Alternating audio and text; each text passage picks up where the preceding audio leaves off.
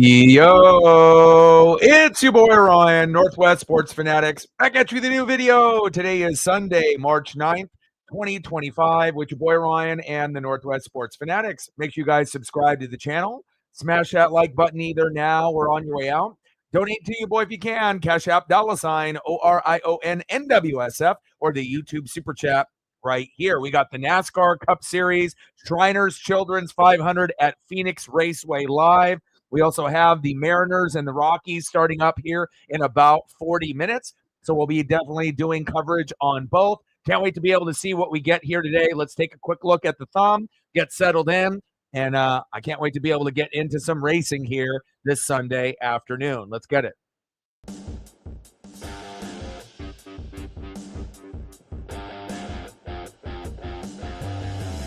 And as I always hit you with the thumb, you already know what it is. Napa know-how. Okay, Chase Elliott, we won at Bowman Gray, but it's been a little bit of a struggle, but you did end up, getting spun out by Ross Chastain last week, but found a way to climb all the way back to fourth after being in last place early on. Can we end up being a little bit more consistent and not having someone like Ross, wreck us, or push us into the wall, or spin us out? I'm not too sure, but hopefully Chase can end up having a top 5 finish, but more importantly, hopefully he'll be in the winner's circle at the end. Let's go, baby. I am ready. Let's get it. Shriners Children's 500 at Phoenix Raceway. Napa know-how. Let's go, Chase. Everyone drop in the comments who your prediction is for the winner today. And again, there's going to be quite a few people that are going to be favored. I would assume Ryan Blaney will have a very strong car here today as well. But definitely excited for Chase's opportunity. We need to be able to get a dub for points since Bowman Gray was kind of the exhibition. I hope everyone is having a fantastic Sunday. Cole in the building, what's good? David in the building, what's good? Excited that the Mariners are coming on here in about 40 minutes as well. So I'll be able to kind of keep up with both. And I'm definitely ready for the race here today. And we got multiple screens. We're not going to be on this screen, obviously, for the whole stream. We'll get into some of the stats. So we'll end up going here. And hopefully we won't have any issues with the weather, which it doesn't look like we will, even though a few days ago there was a little bit of rain that sprinkled through Phoenix during qualifying. But it looks like the weather is good to go. Shouldn't really have any delays. And hopefully we have some clean green flag racing, and we should be green, and obviously steady for the next 3 hours and 30 minutes. Let's go, baby. Sarah in the building, what's good?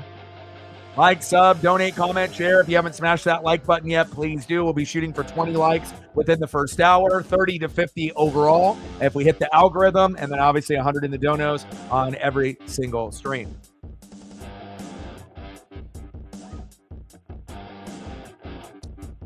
Yeah, I think a lot of those people got a little carried away thinking that Myles Garrett was going to come to their favorite team.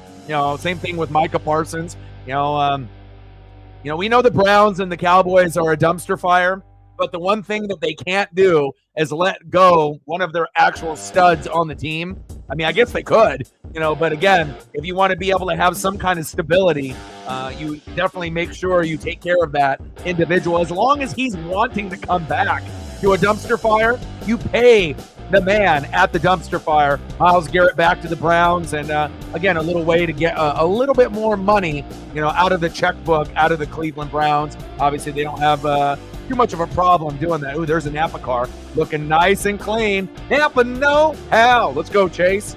I'm ready, baby. STL in the building. What's good?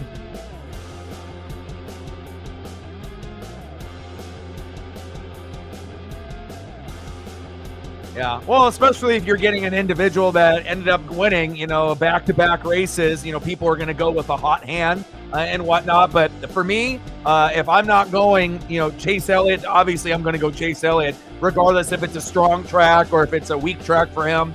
I'm going to pray that we can get him into the winner's circle. But again, if I had to go for someone not named Chase Elliott. I'm like STL. My winner would be Ryan Blaney. So we'll definitely see how it all plays out, but definitely excited for the next 3 hours and 30 minutes here at the Shriners Children's 500.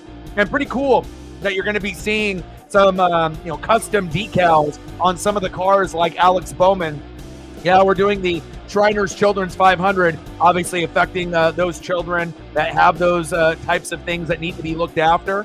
But there's also different causes that you're going to see on the car. Alex Bowman's going to have all kinds of dogs printed on the car, so I can't wait to see a close-up of that, even though I've already kind of seen it. I want to see it on the track and make sure you're taking extra attention and some time to be able to look at all the new decals. Some people are going to be going through their regular decal scheme, like obviously Chase Elliott, but there'll be a few like Alex Bowman and a few others that will obviously have an alternate paint scheme here this afternoon.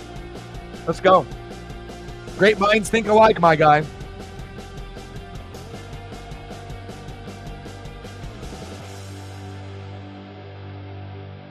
And yeah, and if Christopher Bell does it, I mean, what a hell of a run, you know what I mean? But like I said, the statistics are kind of against him. It's not pretty common that you get someone that's going to win 3 races in a row. I mean, can it happen? Of course it can, especially if the person is hot.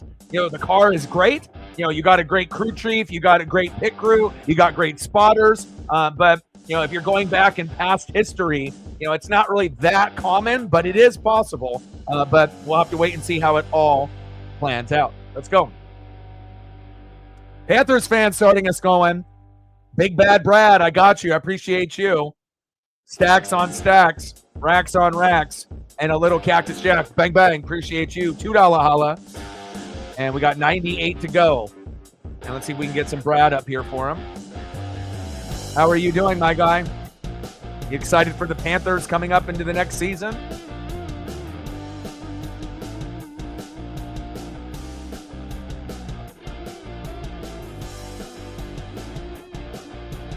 And I like the progression that you were able to see out of your quarterback and as the rest of the team. The Panthers are still, at the bottom of the NFC South looking up, but again, the Saints, we'll see how that all kind of plays out. It seems like they're kind of going in the wrong direction. But again, we'll see, but obviously Tampa at the top, Atlanta nipping at their heels. The Saints should be right there with Atlanta, maybe slightly behind. And, it is a possibility that the Panthers in the next year or two take that next step from being 4th to 3rd. And then they'll have to probably wait a few more years to go from maybe 3rd to, fighting for 2nd with the Saints and the Falcons or the Bucks at that time. But I hope that things work out for you guys. All right, Big Bad Brad Keselowski. Let's go, baby.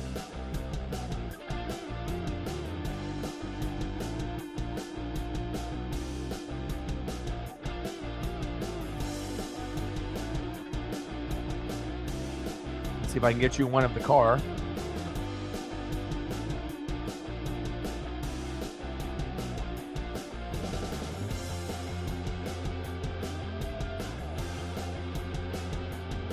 Yeah, I can't ever take for granted for a guy like William Byron as well. There's certain individuals at the beginning of the year that have been a little bit better than the rest of the pack, and we'll see how it all kind of plays out moving forward.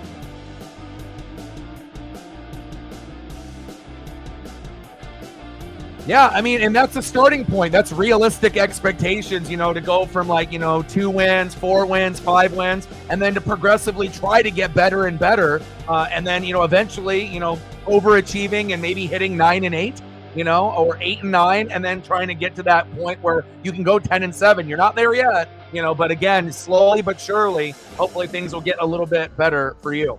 Appreciate you, my guy. And that definitely is a goal, that could be attainable at some point. Now, if someone were to say as a Panther fan, oh, we're going to go, 12 and 5 or, 13 and 4, then obviously, they're crazy. But that's a pretty good, goal to be looking at, to try to go 9 and 8, 8 and 9, somewhere in that general range. And then once you can hit that, then the following year, obviously, you're going to be shooting for 10 wins. So, but baby steps. You might have to go from 4 wins to 6 or 7 wins to 8 or 9 wins. So it still may take a couple years, but I like your way of thinking.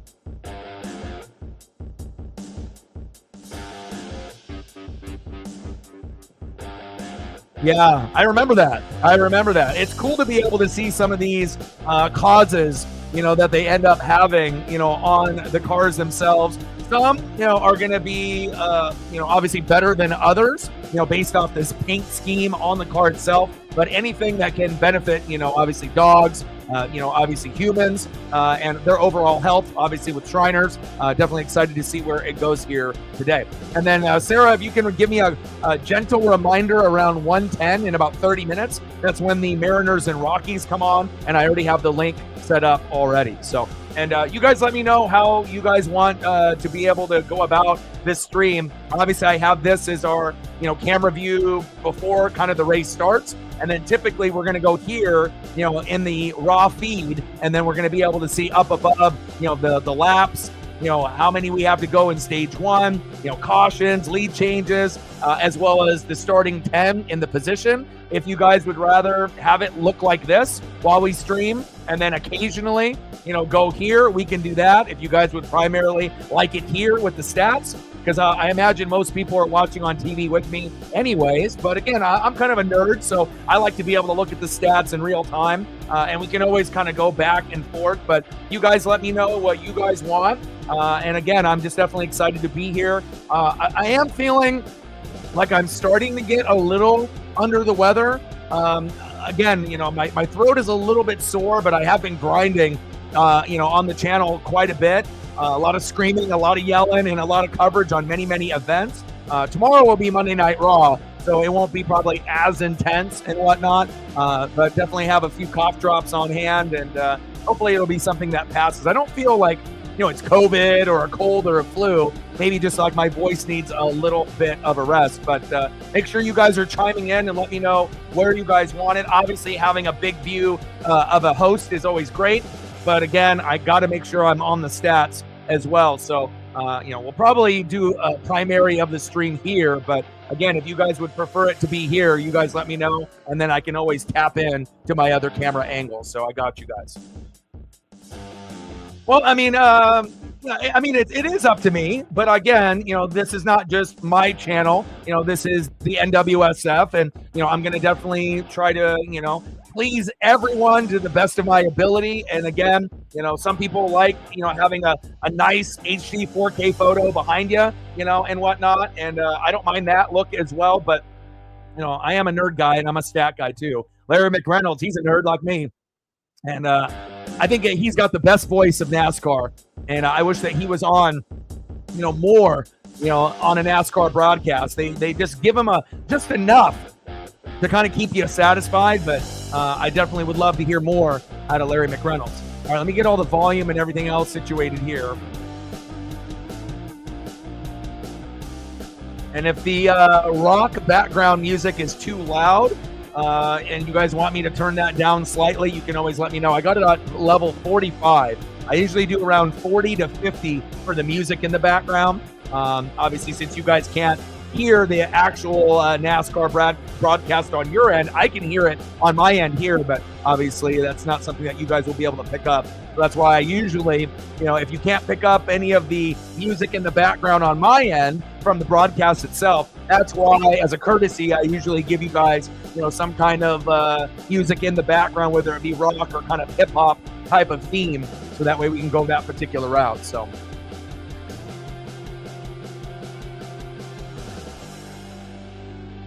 Like, sub, donate, comment, share. Help your boy out. Let's go, baby. Now, going to be a lot of news. 71 degrees with winds northeast 5 to 12 miles an hour. Sunny, sunny, sunny in the cars. It feels like it's 103. I ended up watching the Xfinity race. Came down to the last lap going into overtime. A little bumping and rubbing. And again, Cindric and company were battling it out. And again, no trucks. This weekend which was a little unfortunate for me, but I know they're going to be back next week. We do have a female driver making her debut here today as well. And I'm definitely excited to see where this race goes.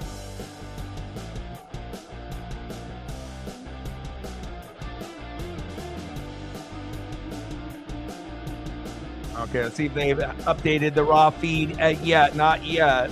So again, we have different screens and whatnot that we're going to be able to go through. And once the raw feed gets updated, then we'll be able to go to a different screen other than this one. Got to wait for NASCAR to update everything. So until they do that, we'll probably just go here, and then we'll go and minimize it once they have all the stats updated. Usually the race has to get going, and then NASCAR.com, I'll give them love. You know, NASCAR.com is a hell of a lot better than ESPN with their updates and whatnot. Every once in a blue moon, you know, their servers might get, you know, a little overwhelmed, you know, with the coverage and whatnot. But for the most part, they're very, very good at their updates. And again, that's why I'll use NASCAR.com over ESPN compared to some of the other live events, because it updates more in real time. Let's go, baby. Napa know-how. Boogity, boogity, boogity. Let's go racing, boys. Let's go.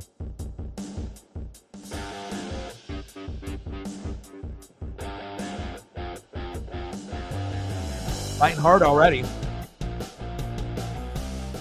I'm going to turn down the background just slightly so I can hear the announcers better on my end here. 312 laps. Let's see if they have made any adjustments.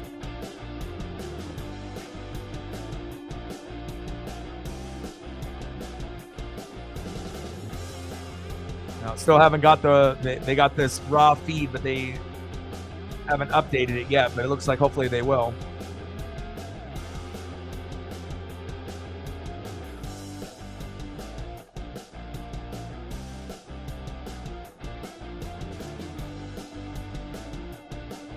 Oh, here we go.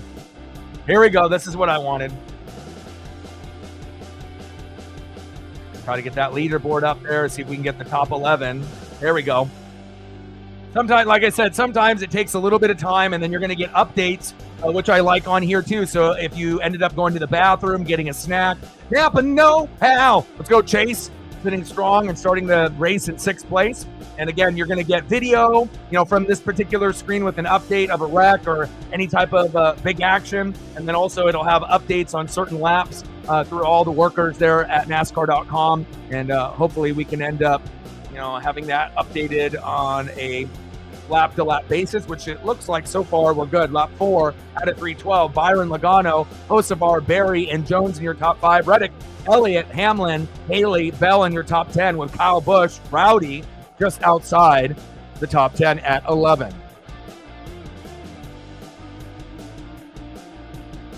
We already got a car out in trouble already. The 78. Holy cow. Lap 4 already got an issue. Lap 5 now. Yeah, I ended up watching a little bit of that matchup. Yeah, and again, you got the Nuggets and OKC Thunder that are just kind of getting wrapped up.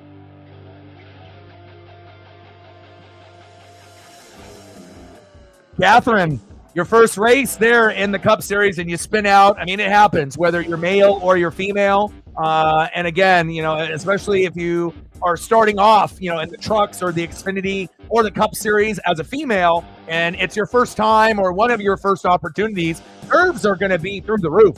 And again, spin outs and, you know, wrecks and things of that nature, you know, are going to happen. And we'll see if Catherine can settle herself in, but we'll have to wait and see. All right, let me get this situated here. Try to get the leaderboard. Anytime they end up doing an update, I got to update here and make sure we can get it synced. That way we can get 1 through 11 on the screen. There we go.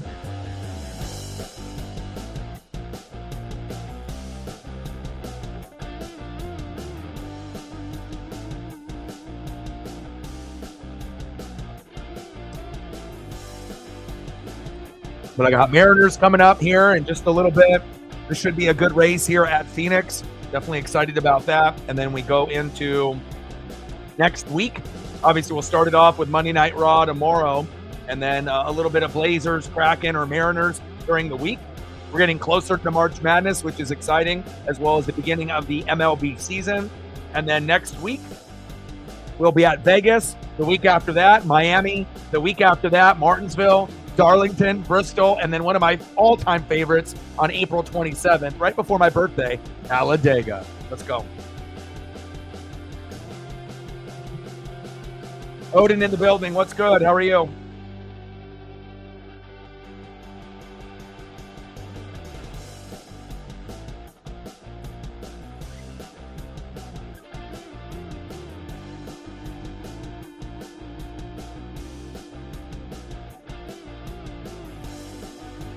Yeah, Kraken and Caps knotted up at 0 in the first period. And we'll see if Ovi can get another goal or two. He's getting very, very close to getting to that Wayne Gretzky record. So, race is on your app today. Nice.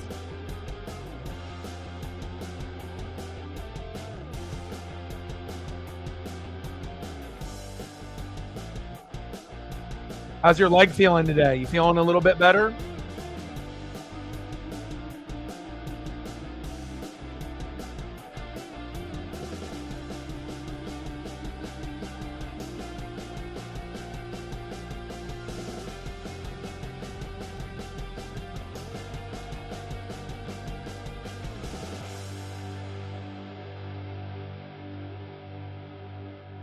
All right, let's take a look at the news, and Sarah will update everybody with that as well. But Browns and Myles Garrett record a new deal.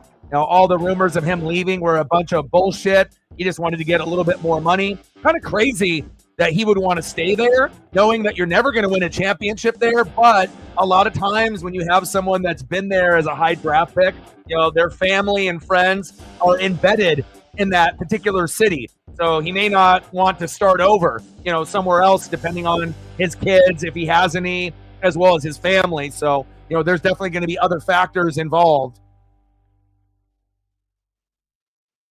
And then Treese re-signing Bolton to a $45 million deal, which is obviously something that they needed to do. So good for them. Catherine, obviously, with her first race here in the Cup Series, it's a harsh reality. She's got 4 career Indianapolis 500 starts. Her best finish is 22nd. But again, this NASCAR Cup Series is a different animal. Not saying that a female can't do it, because we've obviously seen females in the trucks and in the Xfinity as well in the Cup Series. But again, going against some of the big boys, you definitely have to have the experience, the skill set, and the team. And unfortunately, for some of the females, they don't really have the best crew chief, the best pit crew, the best spotters, or the best team, especially if they're kind of just coming in. I mean, we've seen what Danica Patrick could do, but even Danica was limited to a certain degree. But hopefully Catherine can rebound, obviously, from that early spin out, and she can end up having at least a decent finish, or at least don't have a DNF, and she can finish the race, which would be probably a successful thing for her, experiencing Phoenix here for the first time. Chief O'Chief in the building. What's good? I saw that. Xavier Worthy. Finally, you get actually one of your chief players, Odin and Chief, that the charges are dropped, right? You don't got to worry about him going to jail or community service or suspended or something of that nature. So that's always good to hear.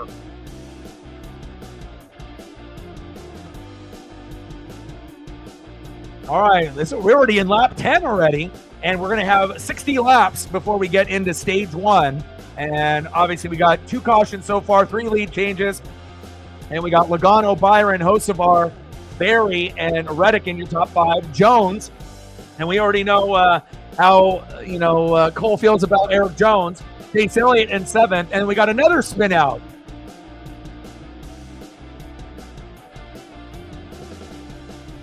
Ricky Spinhouse Jr., with another car, with the green paint scheme. I don't know what's up with the green cars. I love me green, but it seems like the green cars not suiting them too well so far.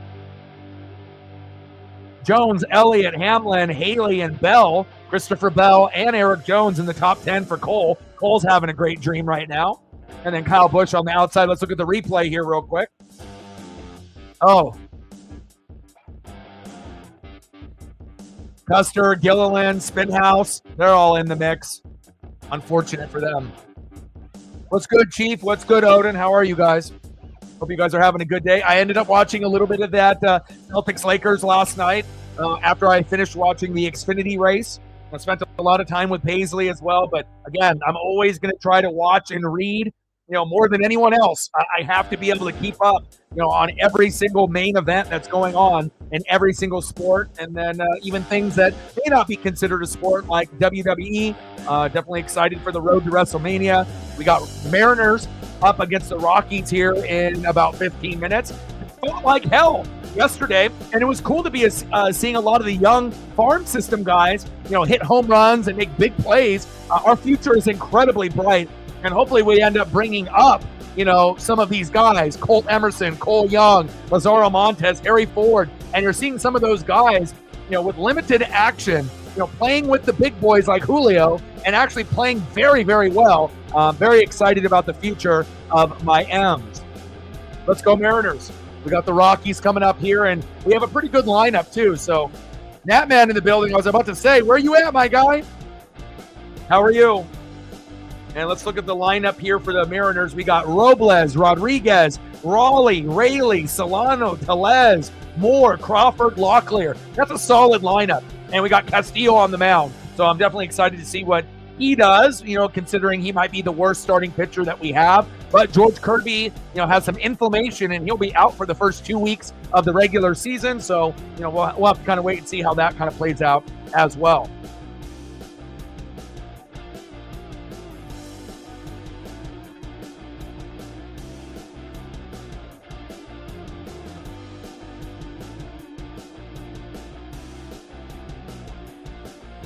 I'm good, man.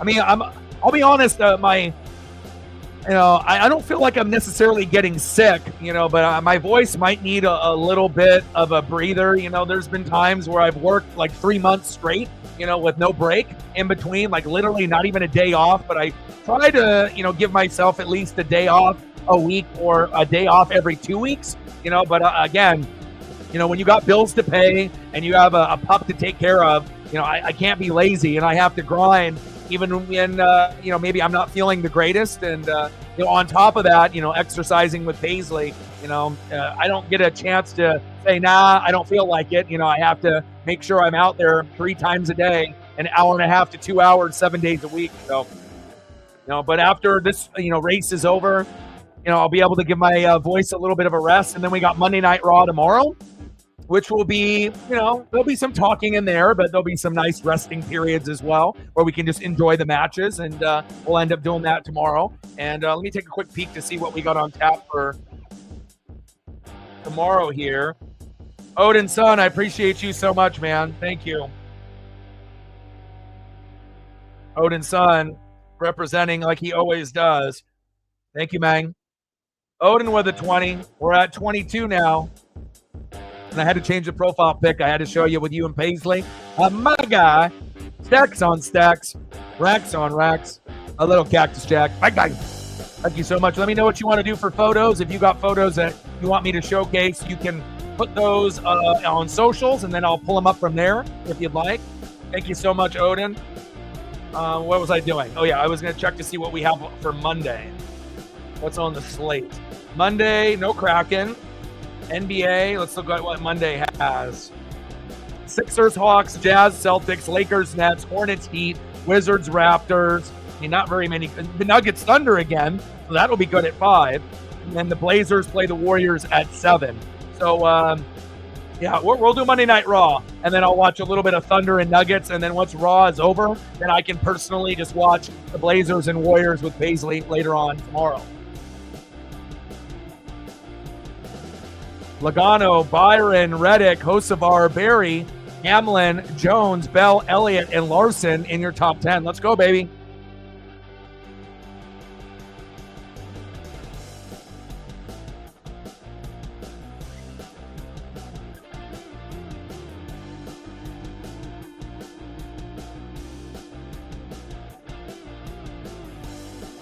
This camera angle is, the page is not big enough. I have a couple different options, and then you can obviously go straight, page itself. You don't see me, but I got angles on angles on angles, baby.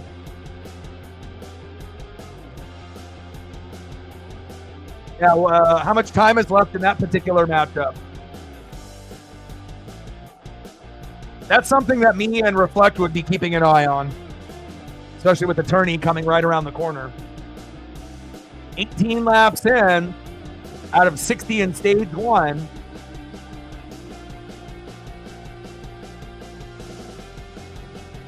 And we'll bounce back and forth between this screen and the stat page. Yeah. Yeah, and it sounds like, and we'll find out if it's true or not. But remember, DK, they said a first and a third, and based off rumors, through pundits and experts, supposedly, now the value has gone down to just a second round pick. But supposedly DK only wants to play in a warm weather city that's a contender. That does include Tampa Bay. So, maybe the Buffalo Bills and the Kansas City Chiefs, they might not be in the running for DK. But if Godwin doesn't re-sign, with Tampa, I would rather have Godwin than DK. But again, if DK wants to come to Tampa, and I don't really know if I would want to give up a second round pick for him. But again, if he wants to be a part of what Baker is baking, I'll definitely take him. And I know he'll play well for us. He'll probably play better for us than he did for Seattle with Baker and our offensive line and whatnot. But it'll be very interesting to see, because how many teams are contenders and that are warm weather? Like, just think about that for a second. What are we talking? Niners? And even though they weren't really a contender last year, but we assume that they might be able to get to 10 wins. They might not be the powerhouse team to go 14-3 or 13-4 anymore, but they might be able to win the division or compete with the Rams and go 10, 11 wins, right? So maybe that might be a possibility, even though it is the rival team of the Hawks. But it kind of seems like Tampa, I'm not sure if Tampa's interested, but it sounds like that's what DK wants. A warm weather contender. Now, if it's just a warm weather team, then that opens up the door for other options, right? But if it's a warm weather and a contender, Tampa is one of the only teams that fits both of those criteria. So I don't know how I feel about that, but as long as we don't give up too much, and if it ends up happening and Godwin ends up leaving because of money and we need to fill that spot, Mike Evans, DK Metcalf, Jalen McMillan, Kate Otten, Bucky Irving, Rashad White, Baker Mayfield, Tristan Wirfs. It sounds kind of sexy. So we'll see where it goes. Yeah, and that's another thing. I don't want to pay the guy $20-30 million a year. It's like, I got other things that I want to improve, especially with like Levante David on his last year. Instead of getting another receiver, in my opinion, I would rather get an offensive lineman, if I could, in the draft or free agency, get some more defensive guys, because it's all O-line and defense. Wide receivers are a dime a dozen, and again, there's certain ones, that are good, but a lot of times it feels like you're overpaying. Is DK really worth $30 million a year? In my opinion, I don't think so. To me, he's more of like a, 15 to maybe $24 million per year type of guy, like maybe about half of that, or maybe slightly above, maybe 20 and not 30, in my opinion, but again, money is money. The cap keeps going up every year. So if they have more money to spend, then, fucking so be it. So, we'll see where it goes.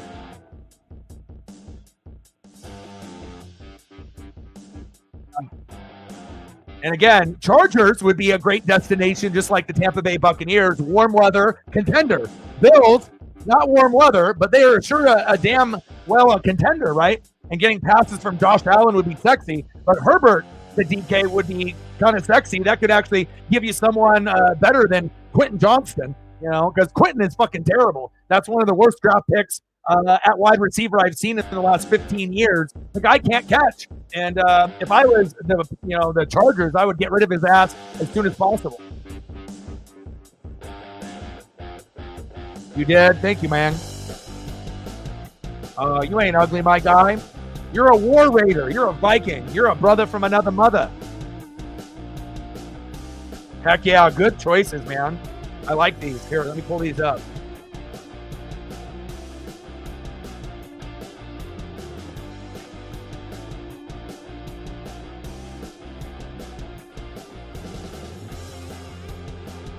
And I'll tell you what, if you lived closer, we would be hanging out pretty fucking often.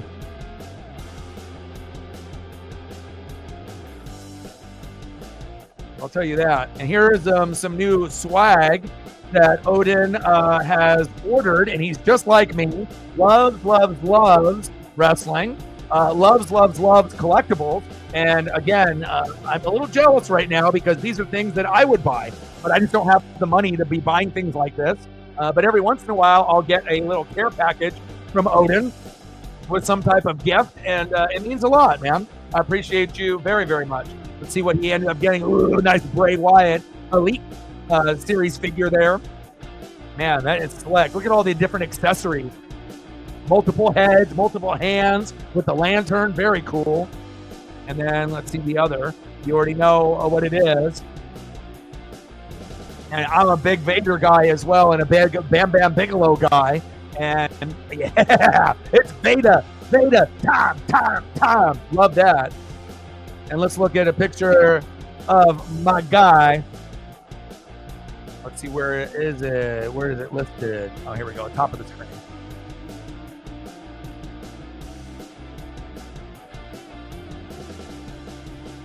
Look at Odin, the original War Raider, my guy. Looking good. Love the beard. You the man. And that was at a concert with your daughter just a few months back. So, and I know that she had a good time there as well. All right, Mariners are about to get started here in about 5 minutes. Let's go take a quick peek to see what we got here.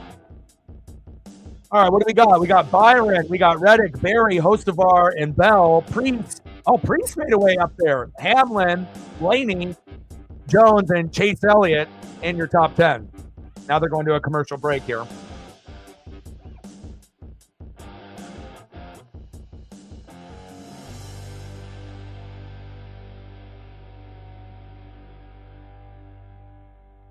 Appreciate you, my guy.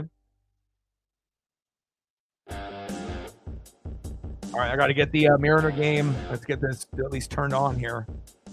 Got to get everything situated. All right. All right, Mariner game is on.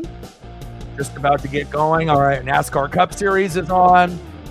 I got to make the most of every single day this weekend. Happy and excited for Monday Night Raw tomorrow. And then, oh yeah, I was going to look to see what else we got going this week.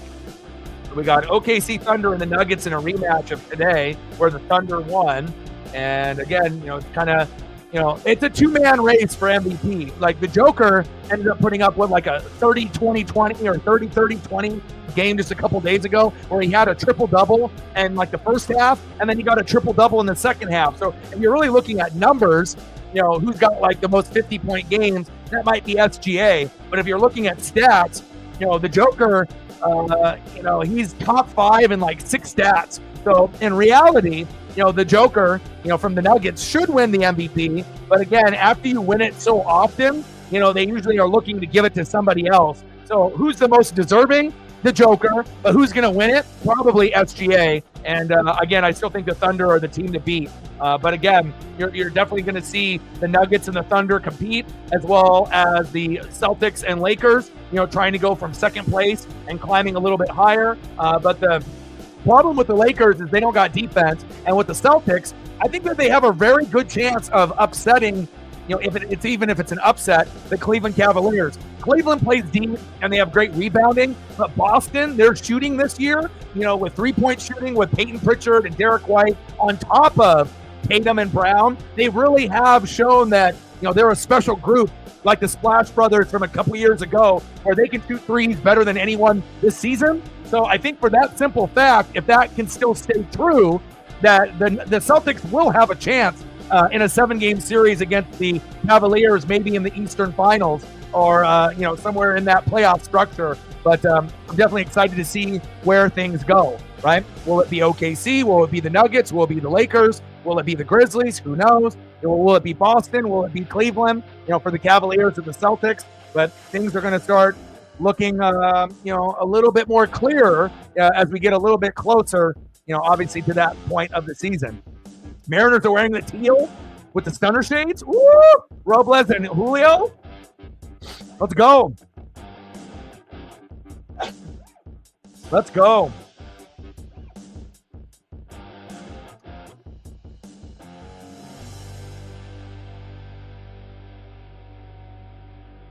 "39 laps in. Byron, Reddick, Barry, Priest, and Bell." Look at Priest. Holy cow. Hostevar has been pretty money this season, being in the top 10, top 15 for a majority of these races. Blaney, that was going to be my pick after Chase, sitting nice in 7th. Hamlin, Eric Jones in 9th, and then my guy, Chase Elliott in 10th. Come on, Chase. Him and Larson right there.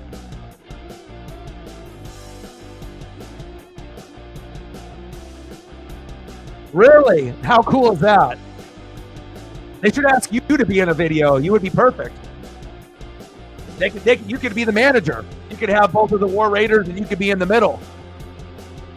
Right? With that photo right there, you would be perfect. And Victor Robles looking nice. Teal hat, blue brim, teal jersey, blue undershirt, white pants. Oh, man, we're looking good today. Look good, feel good, play good, baby. Kraken 1-0. Oh, baby. And again, whenever we don't do the Kraken, they win. When we stream the Kraken, they get their ass kicked. But nice to see them with a 1-0 lead. And guess who scored? My guy, Shane Wright. Boom. What did I say? Shane Wright needs more playing time. You know, and I don't like the way Bylsma does the lines.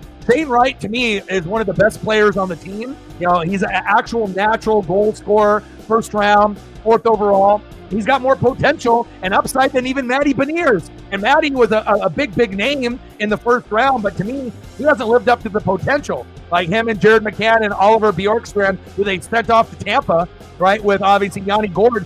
You got to be able to live up to your draft status, and I hope Matty will one day. But I like Shane Wright, you know, as the guy, you know, to be able to lead the team. But again, if he can't get enough ice time, you know, you're not going to win games and whatnot. So nice to see Shane Wright try to show Bylsma, look, I'm the guy. I'm the best natural goal scorer on the team, even though I'm young. Let me play on the ice a little bit more, and maybe we'll win a little bit more. Maybe I can save your fucking job. But again, we'll have to wait and see. But nice by my guy, Shane Wright. That's my dude. All right, Baroners, let's go. Victor Robles. Ooh, look at those gloves. Victor Robles got a crazy blue and red glove there in the outfield. Fire. A lot of times they'll have like these custom gloves based off their country, you know, that they want to be able to kind of show a little bit of country pride, or just a different type of color combo, you know, that they're going to be trying out. Man, they're looking swaggy today. 17 to go before stage 1. Now 15 to go. Byron Reddick, Priest, Barry, Bell, Blaney, Hocevar, Hamlin, Elliott, Napa, no hell, and Eric Jones in your top 10 with Larson from Hendrick Motorsports on the outside looking in.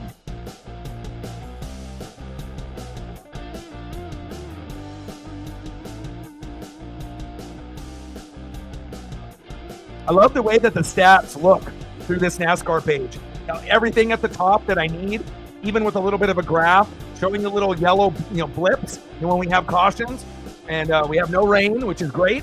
It updates everything in real time with cautions, lead changes, caution laps in general, the stage lap on whatever we're in. And then you get everything updated, obviously, with the stats there. And then if you want to go deeper, then obviously they have a couple other, you know, tabs that you can click on, like this raw feed. But then if I do this, I have to move myself because I'm in the way of some of these other things. But that's like for the diehards, you know, going through all the miles per hour and all that. I think this right here is good enough, you know, for a lot of us here. But I like that, you know, they take in consideration, you know, the nerds that are looking at every single stat that they can.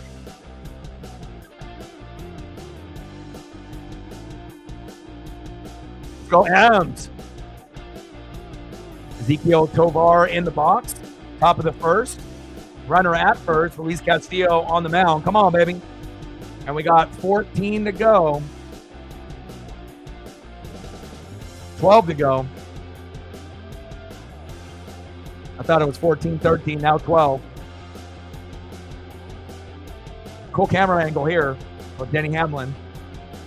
You see, you know, what he looks like driving the car, and you see what it looks like from his point of view out into the glass, and obviously in the windshield and the driver's seat. They should do more of that. Again, I know Judah ended up having the HBO or Showtime, you know, add-on where you can end up seeing the multiple screens, but I don't have the extra money to pay for something like that, considering I got a vet visit for Paisley here in about a week, and then I'm going to be going to get her some dog food tomorrow, which is kind of a hefty price, about $80, but my baby needs it.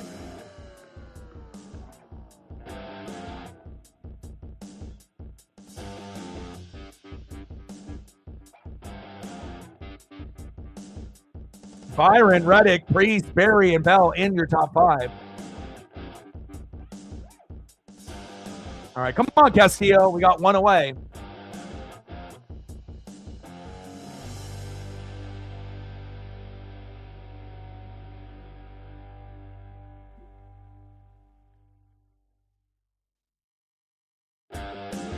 First pitch in there for Castillo for a strike. 0-1 count.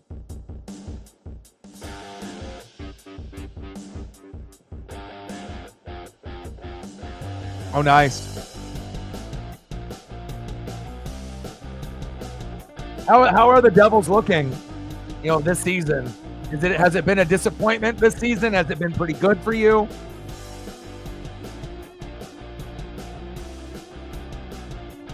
I remembered I ended up seeing Hughes ended up having like an injury, right? Or is he out for the rest of the year? I remember reading a headline about Hughes. And, nice catch there by the Mariner defense. 2 away. But I think Hughes had some kind of injury, and I had to see if it was like Quinn or Jack. But, we'll see how the season kind of, at least you're not the Kraken. Could be worse.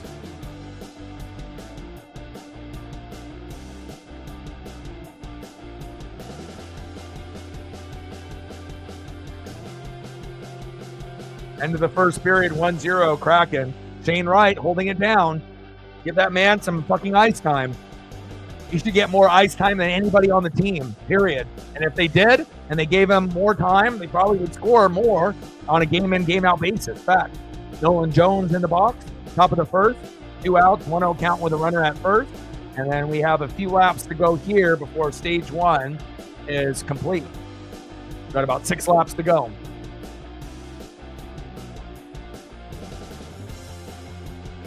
Hendrick Motorsports staying strong. STL didn't think it would be a Hendrick Motorsport day, but so far, Byron in first, Elliott in 9th, Larson in 10th. And we haven't gotten to see Bowman's dog car just yet, but I assume that they'll showcase it at some point in the broadcast.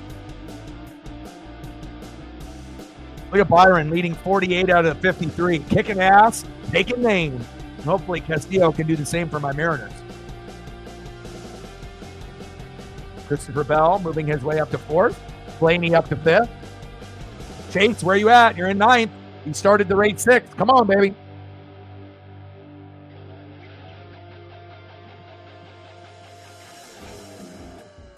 All right, Castillo gets out of the top of the first. Let's go, Mariners.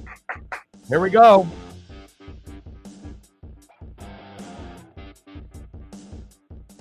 Three laps to go before stage 1 here. We'll be doing coverage, obviously, of both. A little bit of Mariner coverage, and obviously here with the NASCAR Cup Series, Shriners Children's 500 at Phoenix Raceway.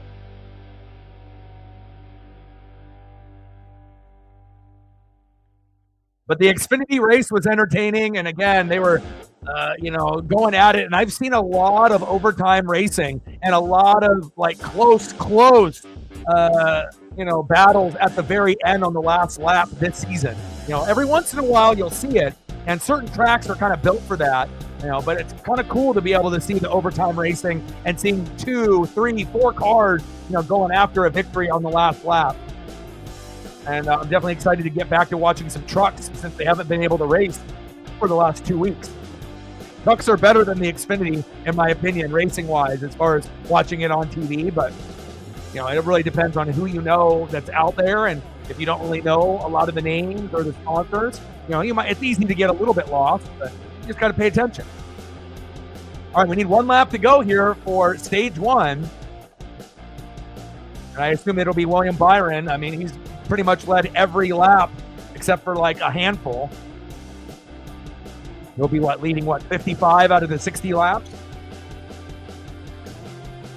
All right, starting lineup for the Mariners. Victor Robles leading off. Julio Rodriguez batting second. Cal Raleigh, big dumper, the best catcher in baseball, batting third. Luke Rayleigh, Donovan Solano, Rowdy Tellez in the 4, 5, 6 hole, and then Demo, Dylan Moore, JP Crawford, and Tyler Locklear rounding out the lineup.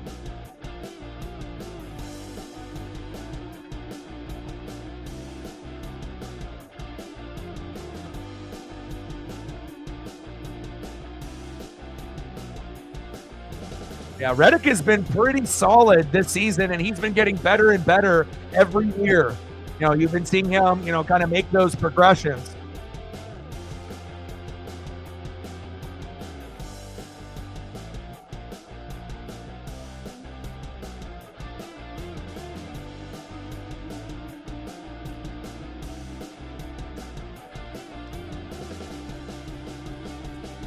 Nice stage 1 win for William Byron.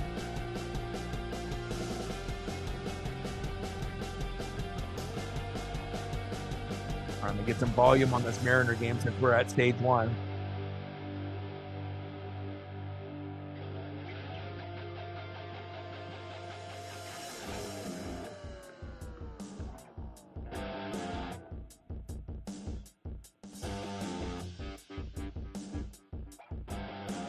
Robles.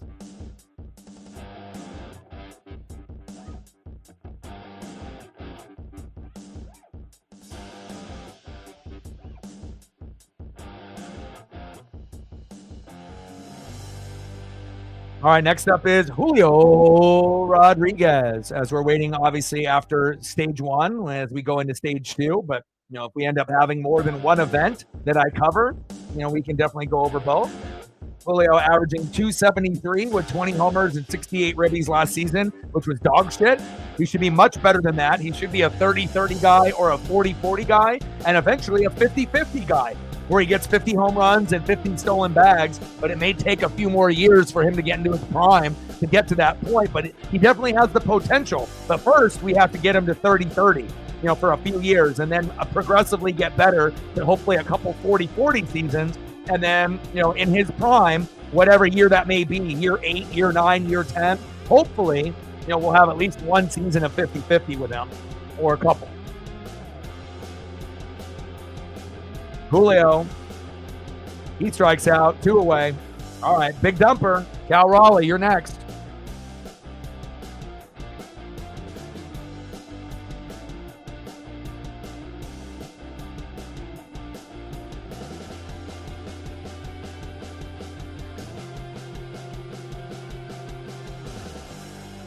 Yeah, that's a great movie.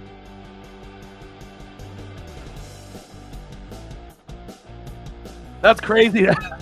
That's crazy that someone actually got a tattoo of that. Hilarious.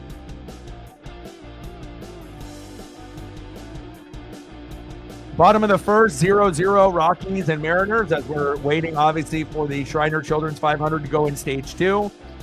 2 outs, nobody on, 1-1 count to Cal Raleigh. Check swing, did he go? And they say he did. Boo! 1 ball and 2 strikes. Dude, that's ridiculous. Where did you find that on your timeline? Every once in a while, I'll see something like that on my timeline. But usually not as good as that, though.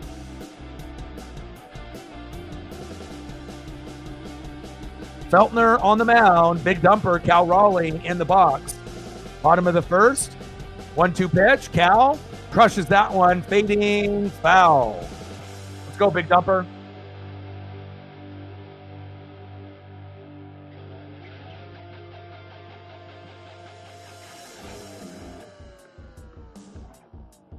Back-to-back 30 homer years. And hopefully Cal will get a little bit more respect this season and be in the All-Star game. Cal, big whiff and a miss, and that is the end of the first inning. 0-0 Rockies and Mariners. All right, let's go back to the coverage on the NASCAR side.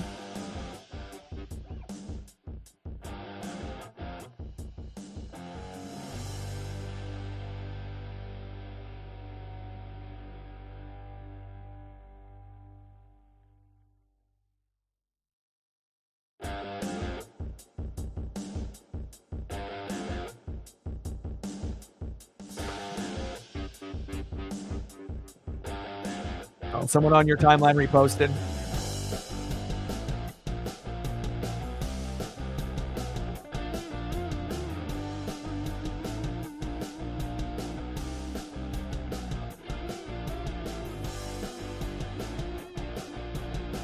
Uh-oh, Chase in 11th? Come on, Chase, they're going in the wrong direction.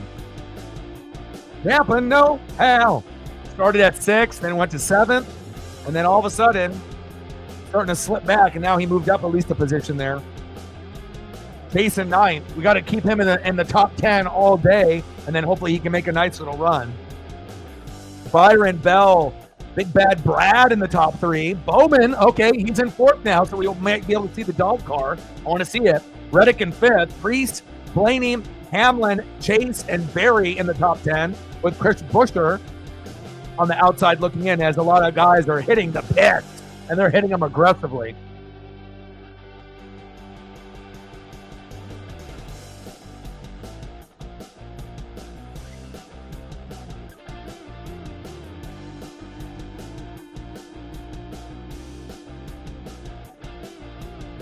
Yeah, Byron has been kicking ass, man.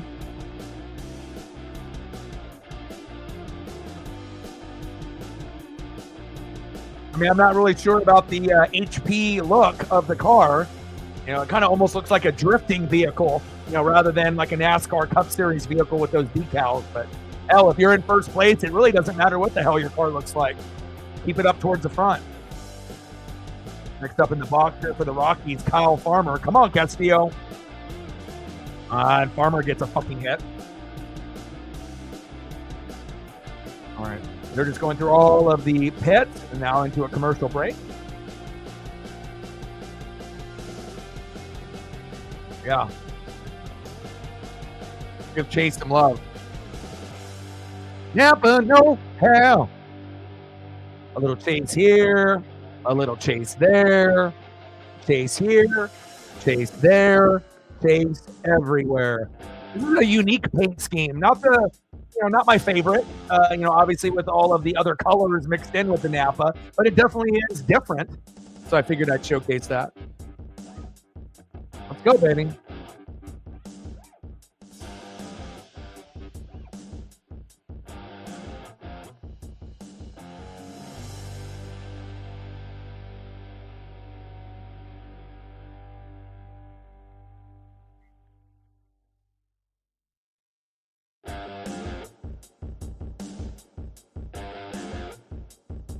Yeah, I like Chase's crew. Yeah, usually Bill is pretty close by on most races when he's able to attend, and I love father-son combos. I mean, that's why I like Chase, because of Bill. You know, that's why I like Ken Griffey Jr. because of Ken Griffey Sr. So a lot of the individuals that I follow, not everyone, but I definitely really enjoy the father-son connection in sports or racing or even in wrestling. Very cool. But I like the adjustments. Everything looks pretty up to speed. Now we just need Chase to try to get up there into the top 5. And, like I said, he's not that far behind, sitting based off, where the leader is. And you can see 1, 2, 3, are kind of all right there, as well as 4. Then there's a little bit of a gap between Blaney, Hamlin, and Elliott, being about 3, 4, 5 seconds behind, but you can definitely make that up. Castillo looking shaky a little bit here early on, but a force out at second, double play attempt, just missed. Can't lose to the fucking Rockies. I know it's spring training, but I don't care.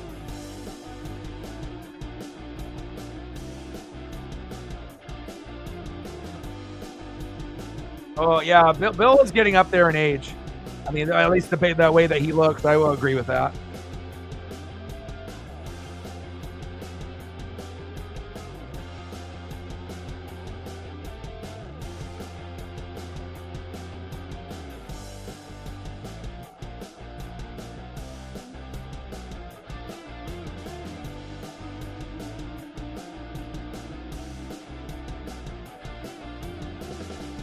Let's go.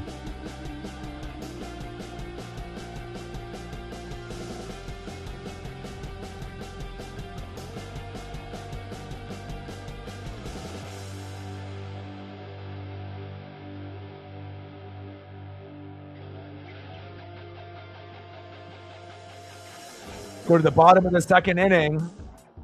Rockies with 2 hits but no runs. Castillo getting bailed out, but hey, it's better than him giving up a couple homers or a couple big RBIs early. I'll take it.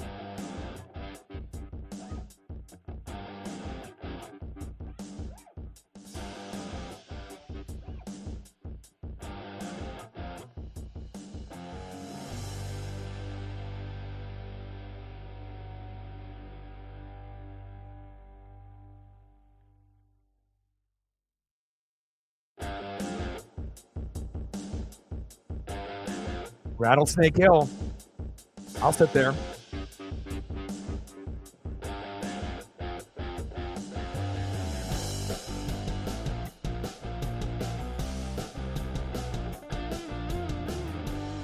All right, we're 69 laps in. Stage 2 a little bit longer, 125 laps here in Stage 2.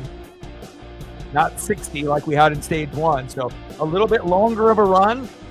And we're due for a wreck, pretty soon. I don't know how big of a wreck it'll be, maybe 2 to 4 cars, but you would assume that a wreck is incoming at some point within the next probably 50 laps.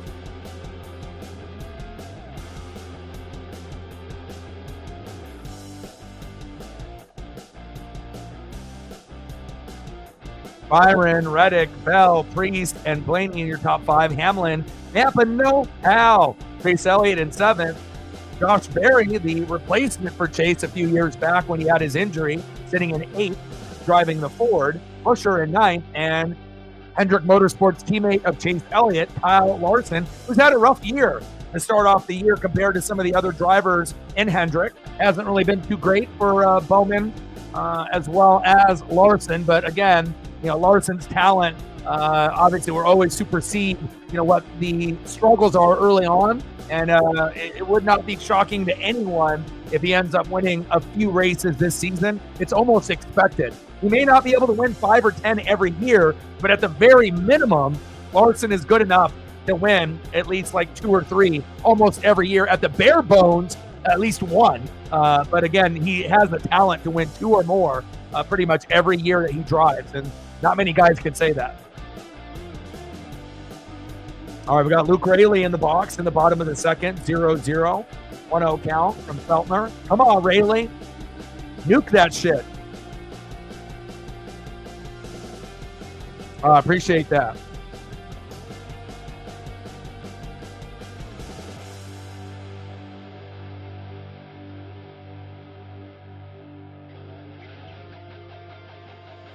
All right, we need 8 more likes to be able to get to 20. So if you are in the room and haven't smashed that like button yet or forgot, no worries. Now we're at 14. Thank you to those people that just did. We only need 6 more to hit the goal, and then we can hit the algorithm. So, and you never know, at any given point, if you can get the algorithm, we can jump up on a crazy number. Obviously, some, maybe bots, but again, when you can get more people or more numbers, it definitely will help the stream overall. So. Here we go, green flag racing, baby. 3-2 count to Raley from Feltner. Oh, here we go, Raley. There we go. Nice base knock, a single for Luke Raley. Baby. Like that. Byron, Reddick, Bell, Priest, and Hamlin in your top 5. Blaney, Berry, Cindric, Larson, and Elliott in your top 10. Come on, Chase.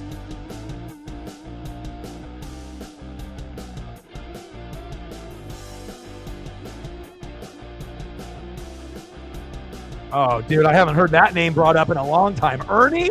You the man. You the man.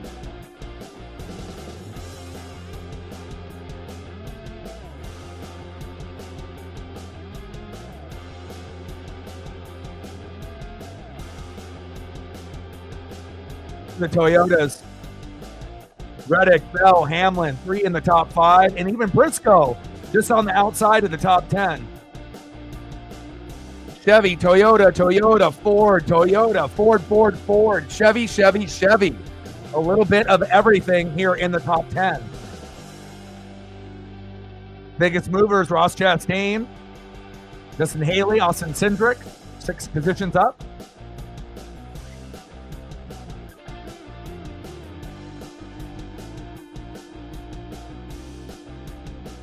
$76 laps in.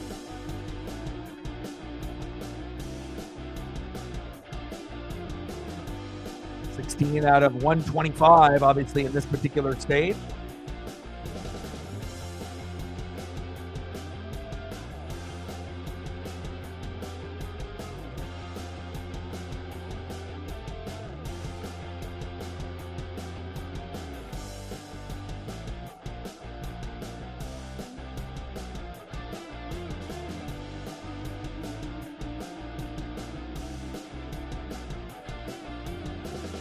Sindra kind of erratic there on the track.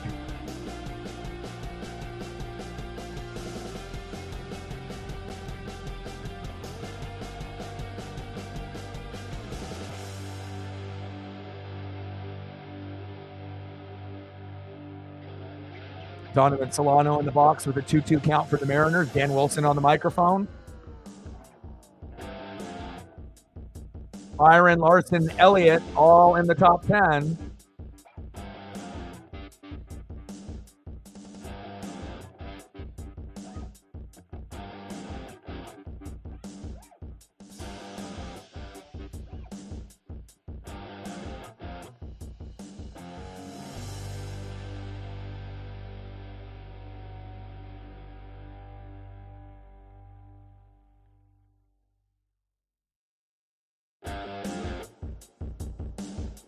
Cedric, yeah. And I did see that they had one of the penalties that was overturned that they were talking about in the pre-race. And again, those things will always be evaluated, based off parts and height and whatnot. And, most of the time when they end up giving you a penalty, usually that's what it is.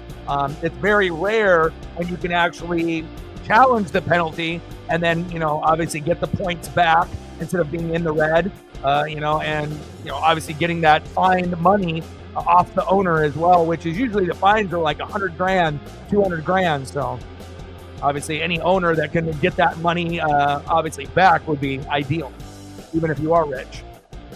Solano is out, one away.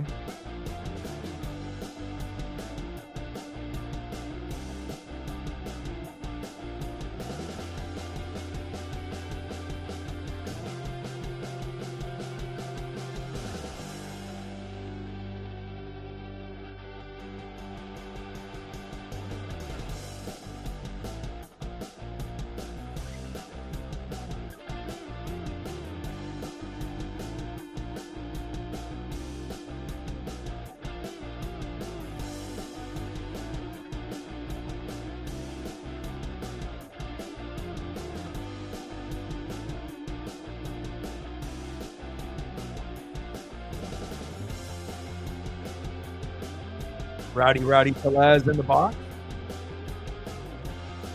Bottom of the second, 0-0.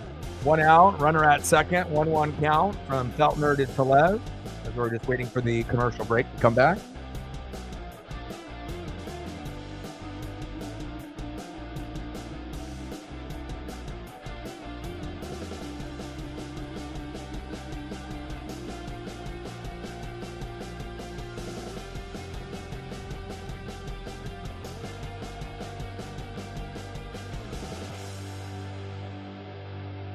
Luke Raley just stole third. Let's go.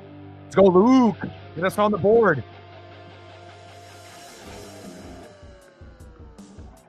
Luke Raley stole third. 2 outs. Bottom of the second. Feltner. Next up is Dylan Moore. Let's go, Demo. Dylan Moore, dribbler towards third. Throw to first. And that is the end of the second. We leave one stranded, and still 0-0 Rockies and Mariners as we go to the third inning.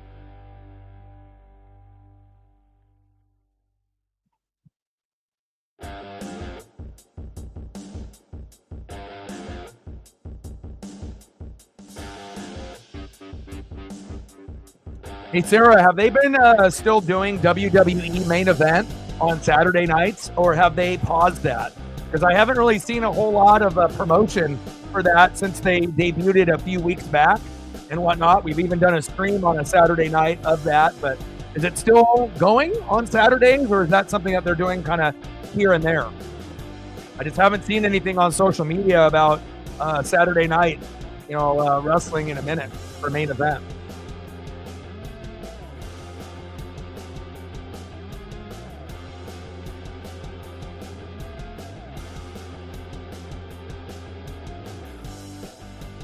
All right, Byron, Cindric, Bell, Reddick, and Haley. Suarez, we're getting a Daniel Suarez sighting in the top 10 in 7th. Hamlin, Chastain in the top 10, and then Ryan Blaney. And I wonder at one moment or another if Chase will be looking for payback. But again, you don't want to have bad karma, because again, if you try to wreck someone, you might end up wrecking yourself. And I think at this point, Chase can't really take that chance. Again, you can be pissed in the moment, you know what I mean? But I don't know if this would be the time and the place to get payback.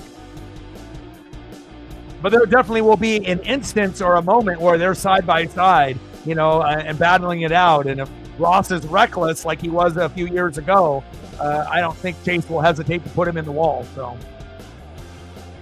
But I don't think today is the day to do it. Top of the third, 0-0 Rockies and Mariners. Beautiful day there. Beautiful day here. Beautiful day, obviously, at the track there in Phoenix as well. Come on, Mariners. Castillo's still in the game. Hasn't fucked up yet, which is crazy. Biggest movers. Look at Ross Chastain. Plus 27. What did he eat this morning? Holy moly. Cindric in first. Who does he think he is?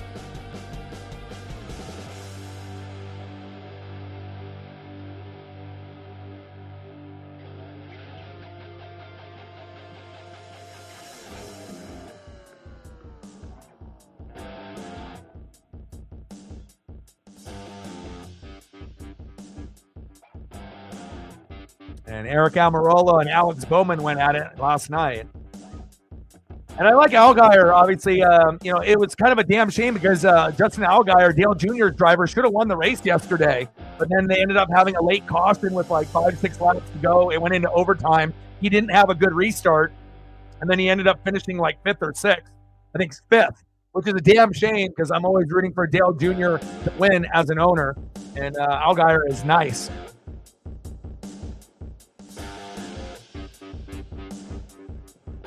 I mean, he's won at least one race every season in the last 8 years, and he'll definitely do it this year as well in the Xfinity Series.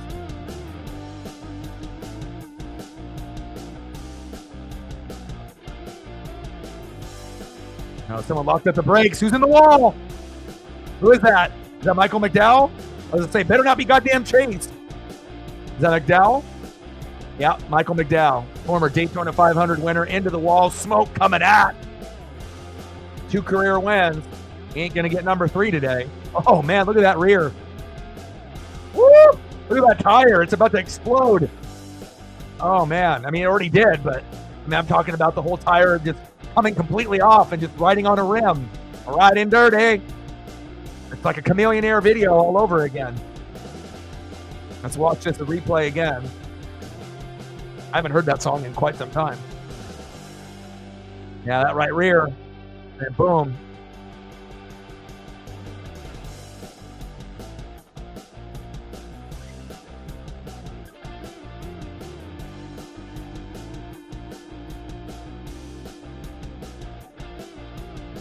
Yeah, I was going to say for now, it looks like probably the best option, but we'll see as the weather warms up.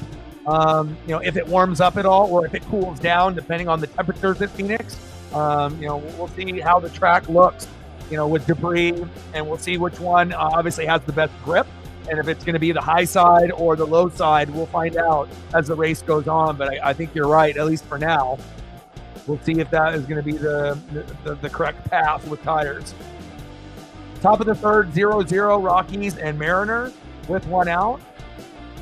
2-1 pitch from Castillo to Amador, 2 balls and 2 strikes.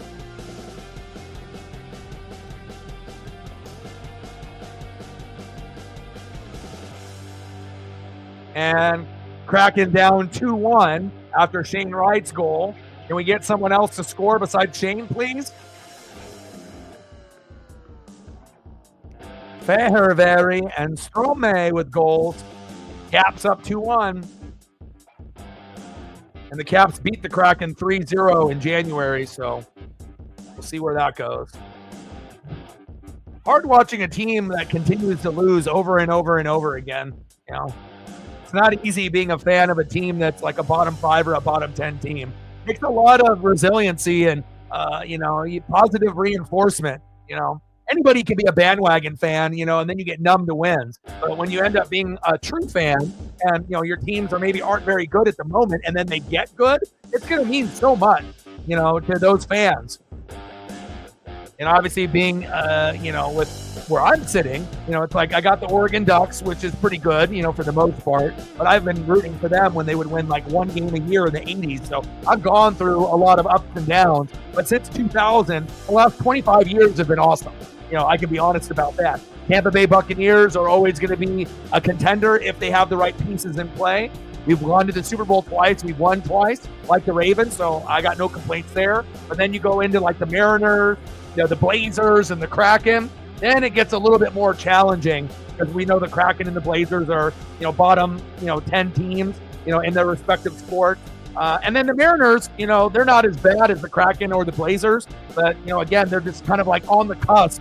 You know, if they make the right moves, you know, in like free agency or the deadline, we might be able to get to 90 wins and make the playoffs. But if we have injuries or we don't play up to our potential, we could end up winning 85 to 89 games and then missing the playoffs by a game or two. And that's happened. Cal Raleigh with a throw out. And he is number 1 in baseball on throwing guys out from the knees, from home plate, the first, second, or third. Cal Raleigh strikes again. There we go.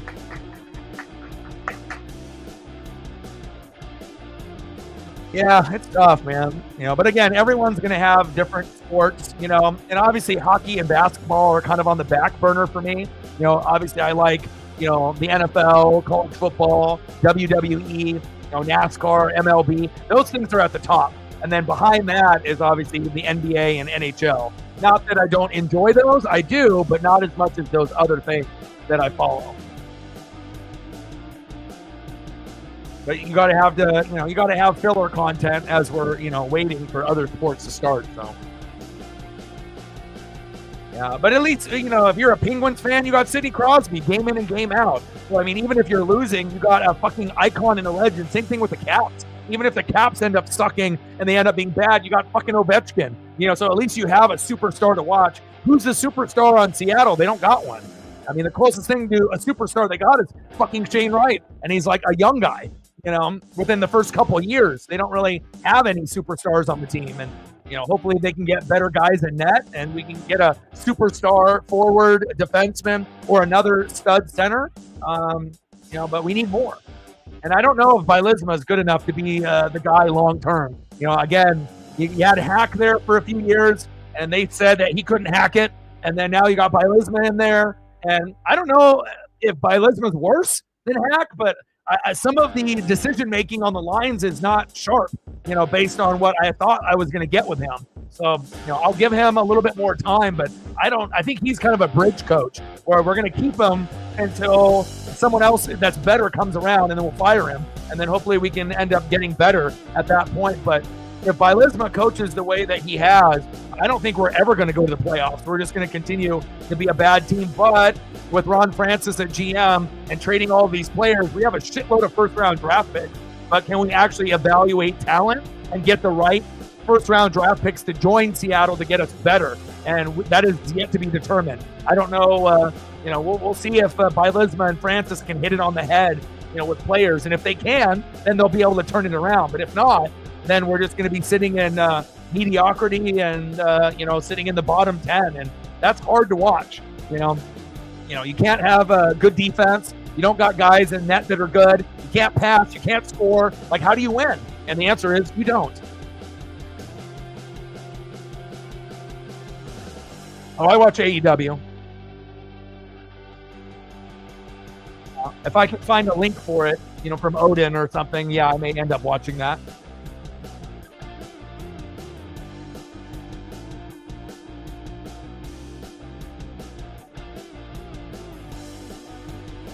Kyle Busch audio. Bell, Byron, Suarez, Cindric, and Reddick. Great to see Suarez in the top 3, which is pretty rare. And then we got Chastain, Priest, Larson, Blaney, Bush. Where are you, Chase? 12th place. Get back up there. There he is. I see you. He's right next to Bush.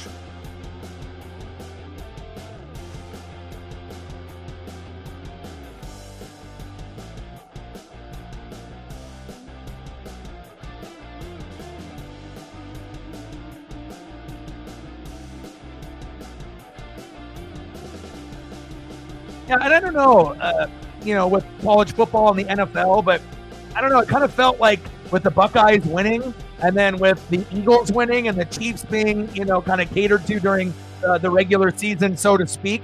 I don't know. It was kind of a weird year. I feel that there's a lot of kind of disgruntled NFL fans and college football fans, obviously because of the way that the playoff format turned out in the college football playoff. Obviously, it wasn't fair. And then, big wreck. There it is. I told y'all. Oh, there it is. I told y'all there would be a big wreck coming within the next 50 laps. There it is. Now I just got to pray that Chase wasn't involved in that. Fuck. Who's in there? And they got Bryce Miller on the mound or on the microphone now. Oh, my. Look at that. How many cars that is. Holy cow. How many is that? 5 to 10? Most of ours in it. Oh, and he was racing in the top 10. Big wreck.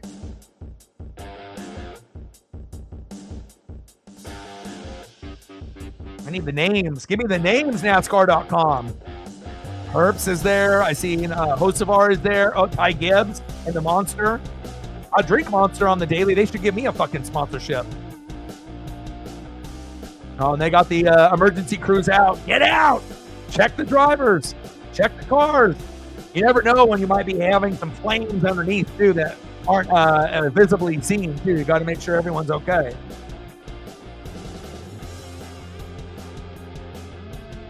Okay, let's look. I had the top view here. Right there in the middle of the track, and they all start sliding up. And once you start sliding up, guys start going sideways. There's nowhere to go. There's nowhere to go high side or low side. You just have to go through it. And you go through it, then you get spun out too. Thank God Chase was not involved. Fucking A. Happened right behind him. And they're getting squeezed right there. Look at that. 4 wide. Oh, man. Oh! Briscoe too right there. Wow. That's got to be, 5 to 10 cars involved. And a couple hard hits against the wall there, too. And once that smoke starts coming out, visibility is tough to maneuver your car out of the way of danger. Look at this camera angle. This is the one that I've been waiting for. Oh, wow, violent. And just like that, it was 4 wide, and there's no room for 4 wide there. And in a matter of a couple seconds, 5 to 10 drivers' day isn't necessarily done, but not looking too good. No, but again, I watch tracks pretty close. And again, I'm not going to have ESP on everything, but again, my ESP is pretty strong. And again, if you end up going back and looking at past history tends to repeat itself, not only in baseball, basketball, football, hockey, and wrestling, but also in NASCAR. And again, I had a feeling that we would get a big one there, and we did.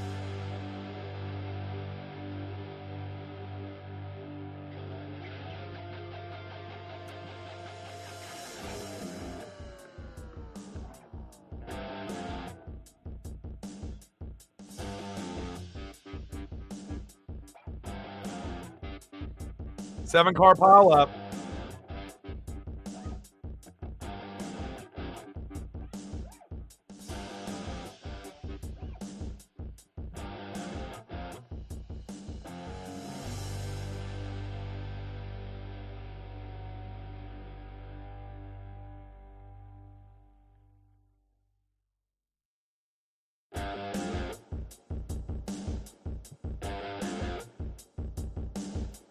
What a wreck.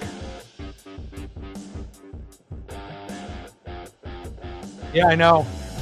Like I said, I'm going to enjoy every single week of racing, but the race that really I'm looking forward to, is right before my birthday for Talladega. I love that track. One of my favorite tracks overall, so.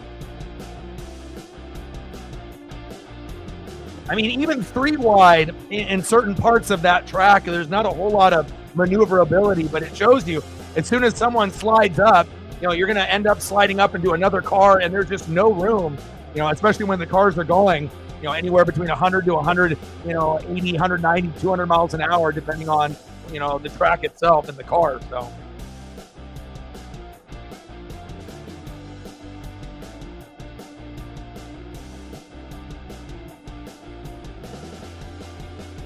I'll take a quick look to see if the Kraken have scored, and they did. I had a weird feeling that they might have tied it up, and there you go. Kraken scored to tie it up. Ebbs. There we go. Assisted by Stevenson and Tolvanen. We're tied up at 2 with the Caps. There we go. There we go. They actually have 20 shots on goal. That's how you fucking compete, okay? You can't compete when you're in the second period, going against a team and you have like 8 shots total and it's like 5 minutes left in the second period. You're not going to win, All right, we're in the top of the 4th. Rockies and Mariners knotted up at 0. Rockies with 2 hits. Mariners with only 1, but hopefully they can find a way to get the dub here.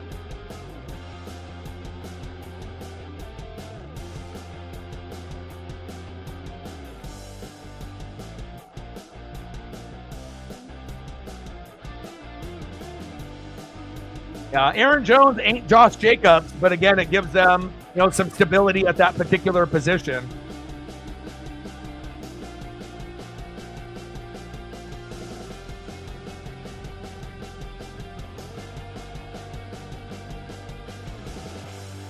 But again, quarterbacks in the draft, not so good. Quarterbacks in free agency, not looking too good either. I mean, unless you think Aaron Rodgers is a good quarterback, or Kirk Cousins, or Daniel Jones, or a guy like Sam Darnold.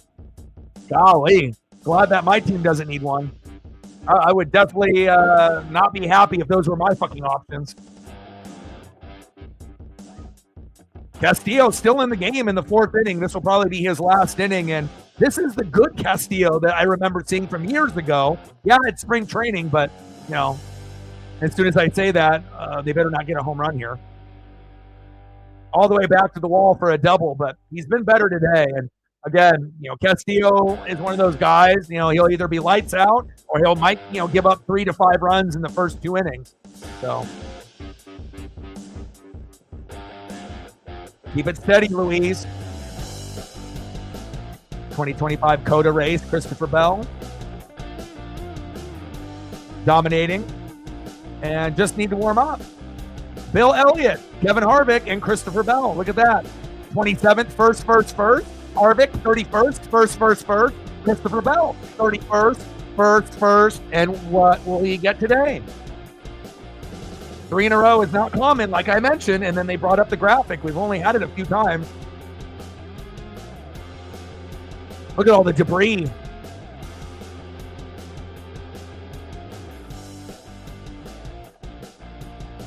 I was going to say Big Bad Brad and Custer, too.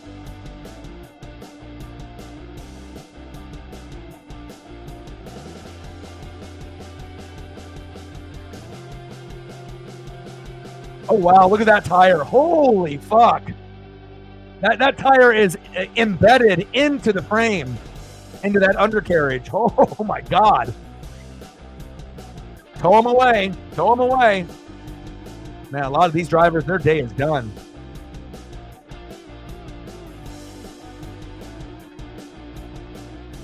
All right, they got cleanup now.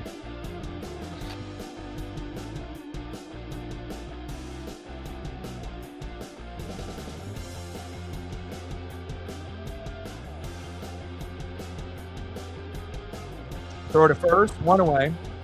Let's go. We got a runner at 3rd. It's the top of the 4th, 0-0. Rockies are threatening with only 1 out. Come on, Castillo, don't fuck this up. No. I don't know how many guys are their day is completely over. Maybe some of those guys with minor damage might be able to get back out there, but look to see where we're at now. Bell, Byron, Cindric, Suarez, Reddick, Hamlin, Chastain, Larson, Priest, Busch, and Blaney, and then Chase is right below that. So, but as you can see in the graph above on the screen, those yellows are starting to come out pretty frequently. 2 early on, but then obviously 3 there, obviously in the second stage. We're at 22, 78 to go.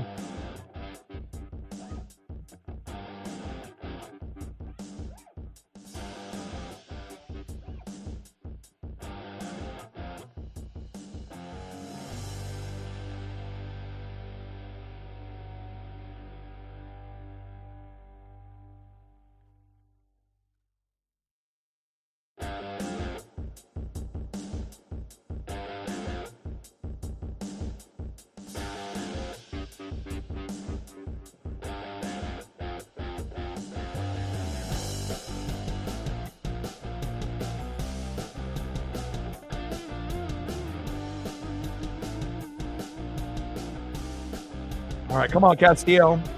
Top of the fourth, 0-0 Rockies and Mariners as we're waiting on commercial break here at the Shriners Children's 500. They're at Phoenix. 1 out, runner at third, 1 ball and 2 strikes to Jones. Come on, Louise.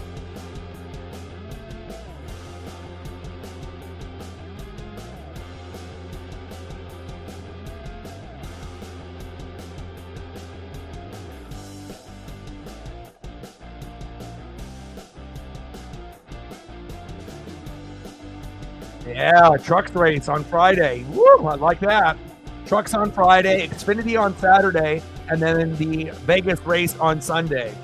That's what I'm talking about, baby.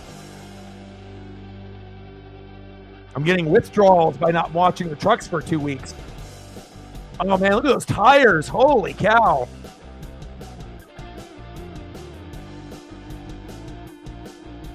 It's not even, the tire isn't even vertical. It's horizontal into the wheel well. Oh, my God. Yeah, we done. Oh, bang. Bang. Oh. Look at all that smoke. And I ain't talking Tony Stewart. Wow.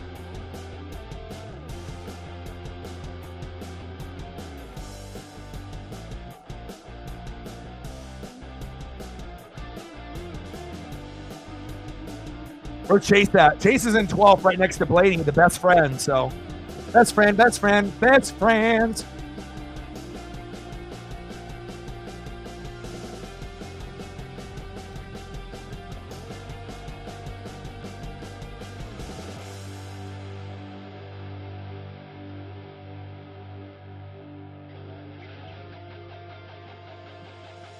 I love it when they interview guys like this, where you get the tire changers or the jack man, you get, you know, the different guys, the fuel guy, you know, it's cool to be able to get different perspectives because it is a team sport. You know, it's not just the driver and just the car. You know, you need a good spotter, you need a good crew chief, you need a good pit crew.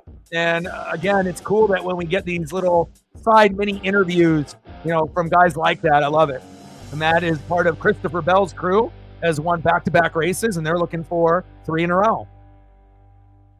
Got to have that strength and a positive attitude.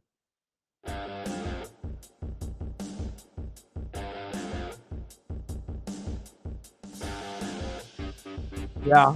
Cole, if you end up having Tubi on a smart TV, or if you download Tubi on your smartphone, they end up showing, they have NASCAR channel on there, and they end up doing replays of races, you know, and they also do the race from like the previous year to get you kind of, you know, amped up. And then they also do throwback races from like the 70s, 80s, 90s, and even in the, you know, Jeff Gordon, Jimmy Johnson, Dale Jr. era as well. It's pretty cool. So, and it's free. So if you are looking to be able to get up on, you know, for racing, you know, it's a good free channel to be able to, you know, kind of be able to tap into once in a while. I watch it almost every day. You know, I never knew that, and it's a brand new thing that they just started up with Tubi this year. So, but I love the old throwback races. But it's always cool when I'm looking forward to a race on the weekend, and then it's like midweek, and then all of a sudden they're playing last year's race, and I might have forgotten what happened, and I can kind of get refreshed on the track and what to look for.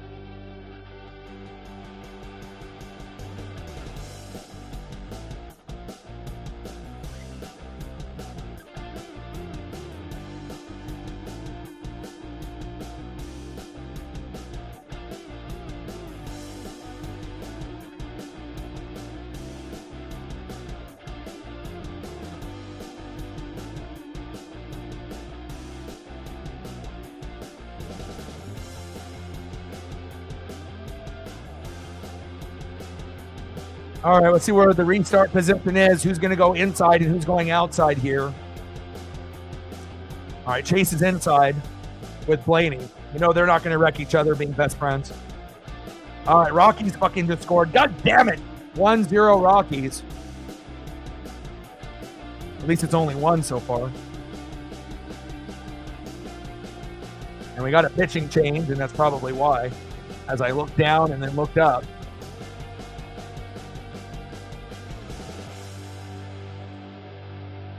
Bell, Byron, Suarez, Cindric, Reddick, Hamlin, Larson, Chastain, Priest, Bush with Blaney on the outside.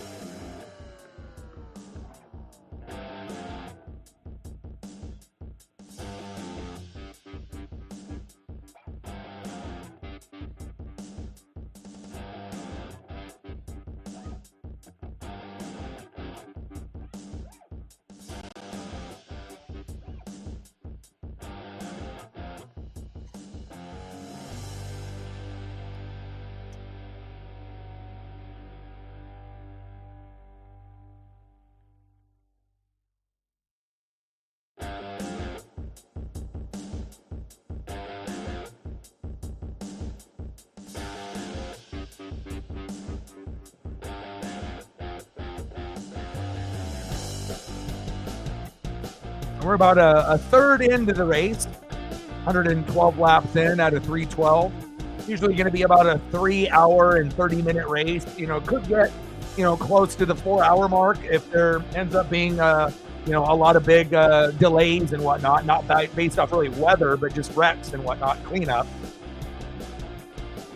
Kosovar has been a pretty fast car here in 2025. Unfortunate for him to be involved in that wreck there on lap 99 because he probably would have had a top 10 finish today based on how he was racing. But again, he's young. This is good experience, and hopefully it won't happen to him next week.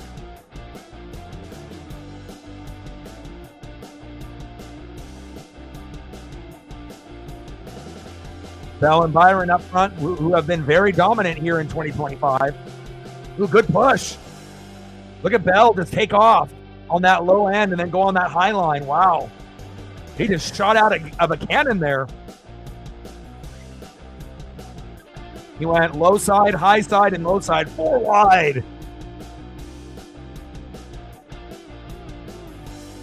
Even had 5 wide at a moment there.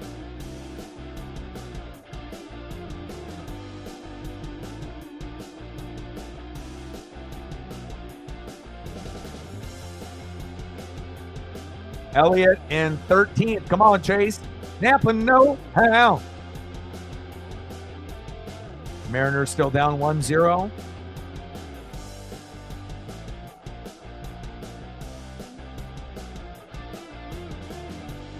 Kraken and Caps knotted up at 2 with 5 minutes to go in the second period. Hopefully they'll have a good slate of matches and whatnot for Monday Night Raw. Looking forward to that.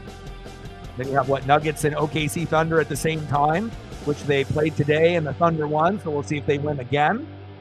And then I got Blazers and Warriors later on, obviously once I'm done streaming, and then I'll end up watching a little bit of that with Paisley tomorrow night.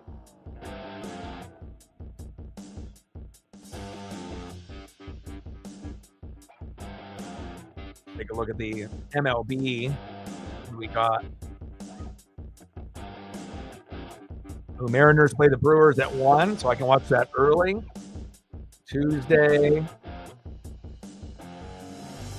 Mariners are off. Wednesday, Mariners play the Royals at 1. Thursday, Mariners play the Diamondbacks at 6:40. So we'll live stream Mariners Diamondbacks on Thursday. And then they play the Guardians at 1 on Friday. So looks like we'll be doing a Thursday Mariners stream, and then we'll probably do a little bit of Kraken, Blazers, or wrestling in between as well.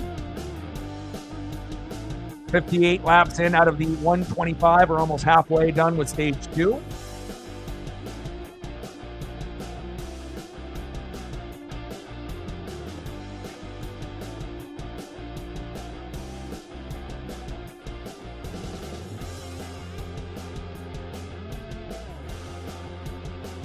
Tell him, Jamie Little.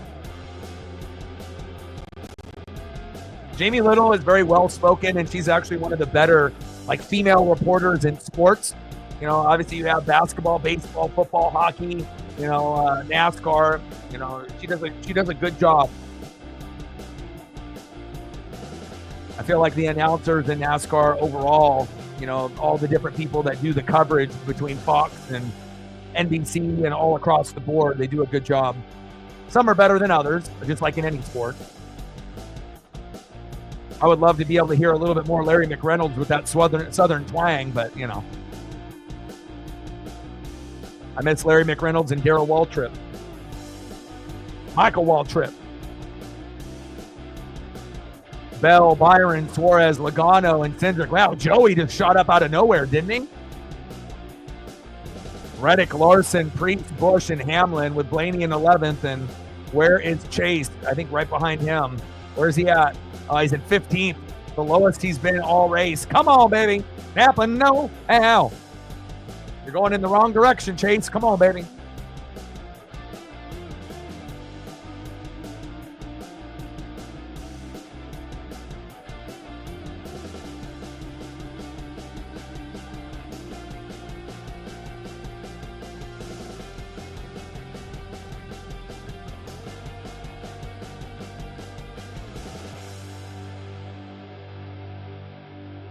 Cal Raleigh in the box. We're down by 1. Pitch is outside, 1-0 count.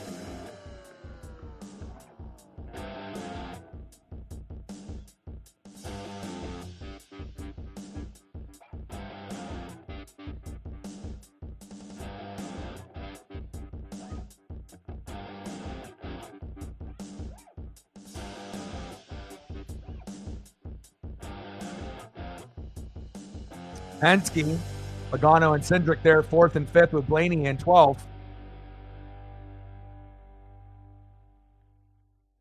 Come on, big dumper.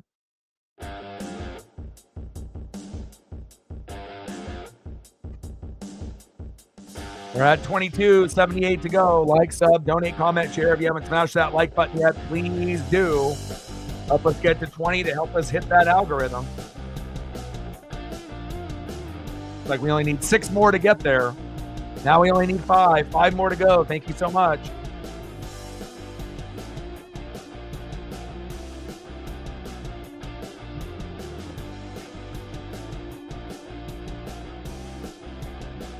Logano all the way up to 2nd. Man, he's on a mean run right now. 2-2 pitch to Cal. Pitch is low and outside. Count is full. 3 balls and 2 strikes. Let's go, big dumper. Biggest mover, Joey Logano, up 14 spots. Josh Berry +7, Ware +6. I mean, he went from 16th to 2nd in a heartbeat. Joey Logano, he's driving like a madman. And Cal Raleigh is walked. Let's go.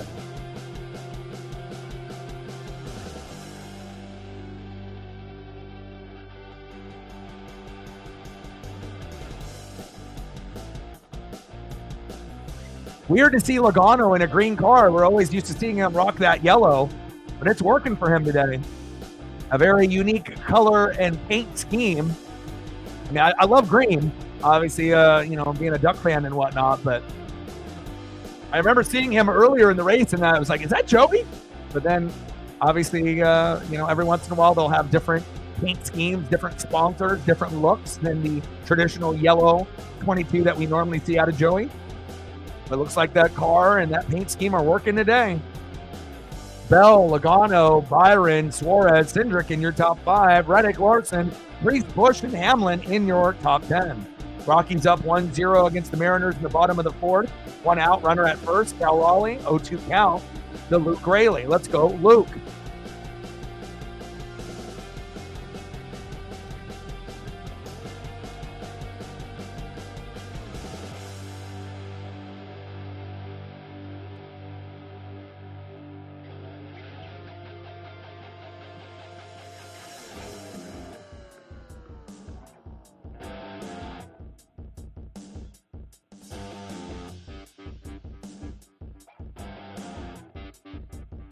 Cal Raleigh tried to steal a base and got thrown out. I don't know whose decision that was, but not a good look, Cal. You're not a fast guy. Good tag there by the Rockies. 2 away.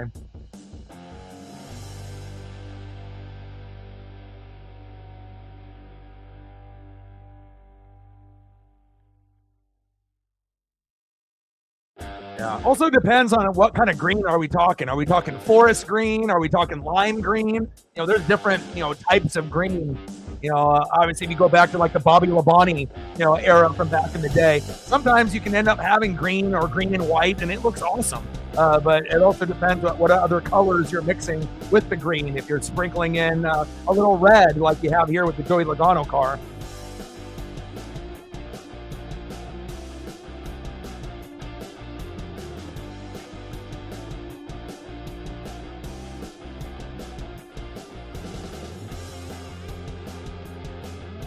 Logano to the front. You got 3 Fords in the top 10, so Logano, Cindric, and Blaney. Limu, Emu, and Doug. All right, Luke Raley got a full count. It's the bottom of the 4th. We're down a run. 1-0, 2 outs, nobody on.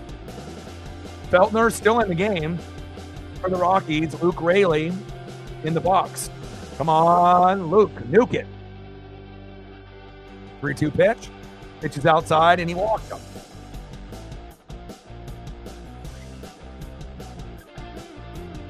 Yes, Interstate Batteries. I got a pretty good memory.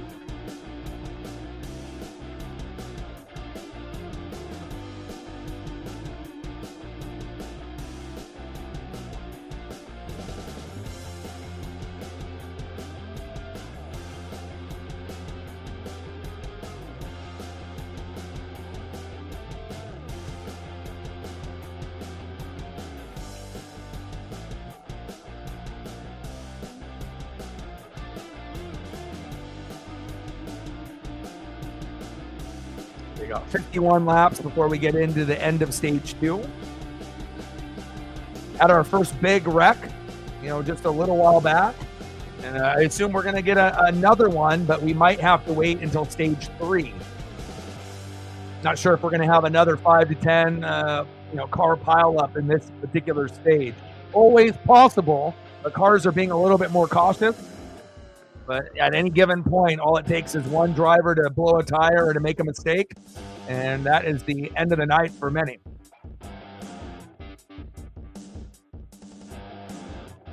Harvick with the Gravedigger.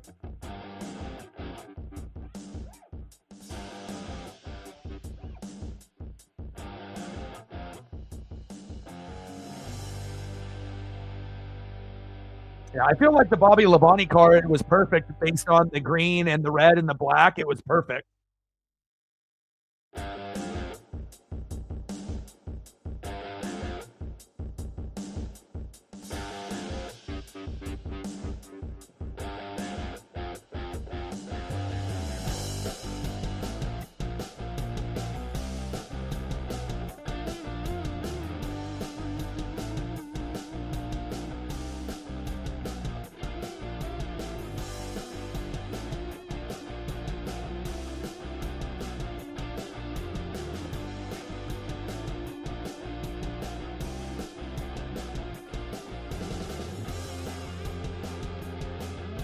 See if I can find the Gravedigger car as well.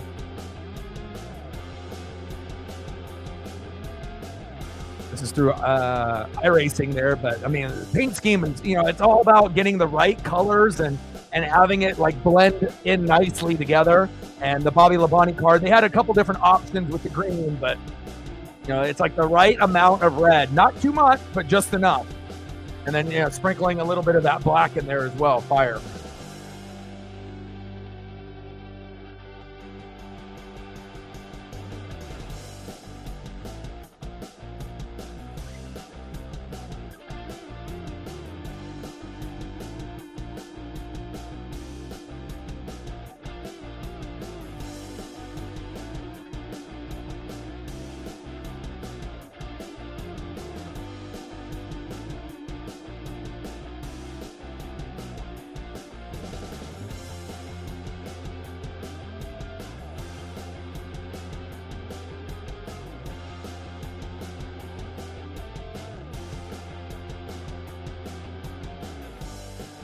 Look at the wear dots on that tire. Holy cow.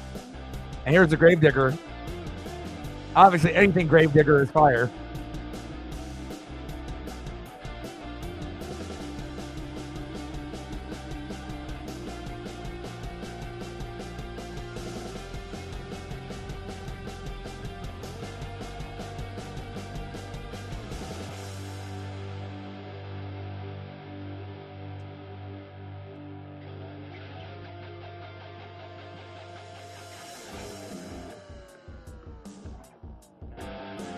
.43 laps to go. Logano's still up front.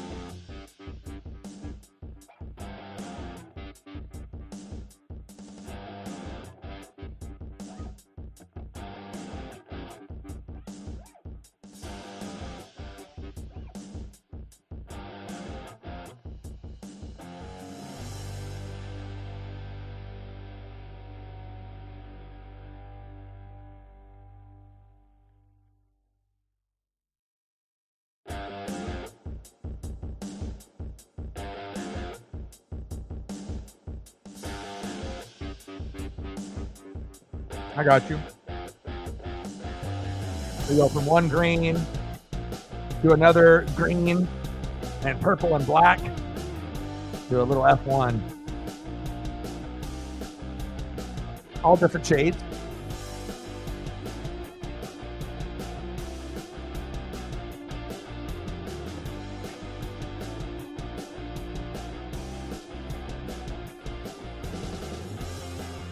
Logano, Bell, Byron, Suarez, Cindric in your top 5. Reddick, Blaney, Larson, Hamlin, and Priest in your top 10.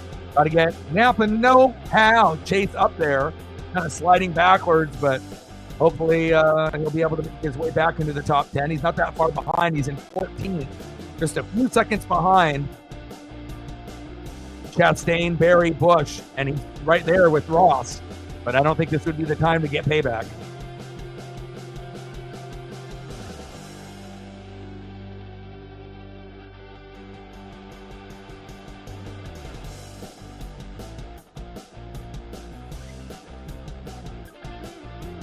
Camera right there by Kyle Larson next to Ryan Blaney.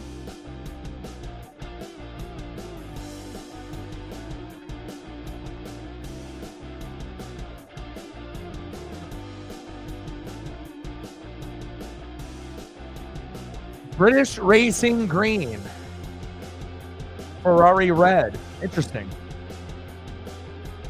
1-0 Rockies, bottom of the 4th. Runners at first and second with 2 outs.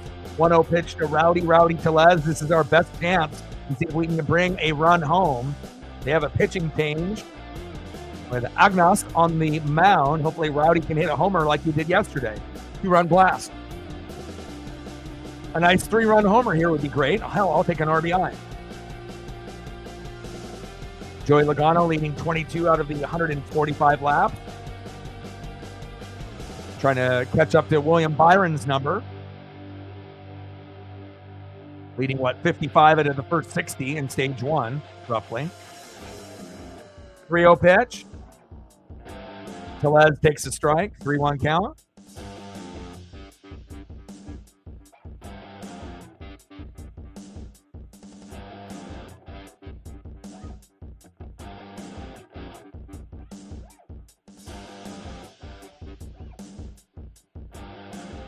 Tellez fouls that one off.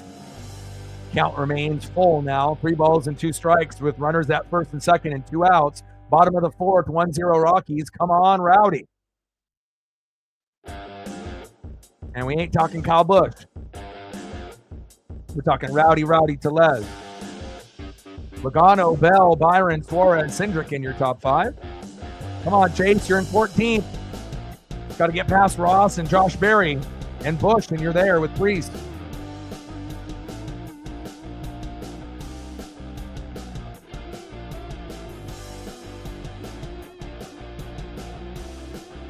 End of the 4th inning, 1-0 Rockies. Fuck.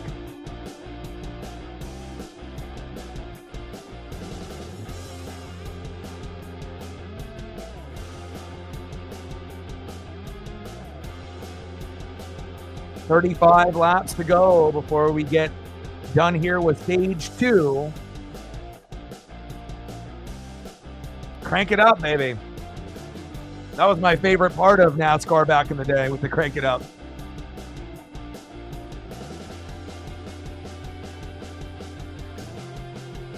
People shifting up, shifting down, just hearing the cars with that power go from 150 to 200. It's just a beautiful thing.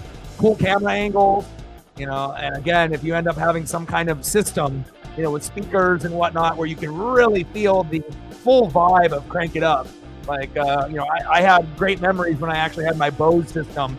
I had those little cube speakers. So I had my big screen TV with the big butt in the back, a big ass, like 53-inch Sony. And this was, back in like 2000 when I graduated. And then I had how many? 1, 2, 3, 4, 5 cube speakers.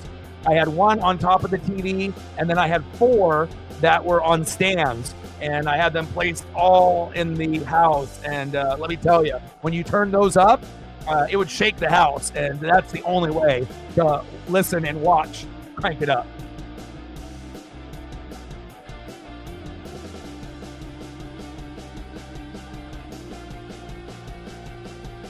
And it's always nice when you can hear like the crew chief or the spotters talking over the driver microphones and communications as well.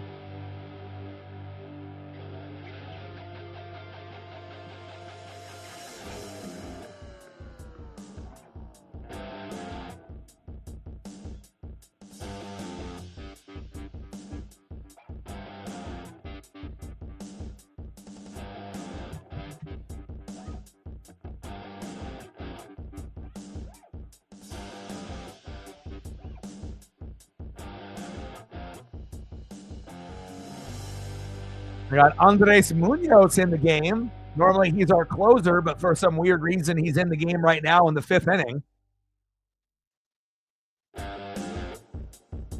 Logano, Bell, Byron, Suarez, Blaney in your top 5. Ryan making his way up the field. Reddick, Cindric, Larson, Hamlin, Priest in your top 10. Josh Berry there, battling it out with Busch. And then you got Ross and Chase next to each other in 13th and 14th, but they just can't catch up. Throw to first, 1 away.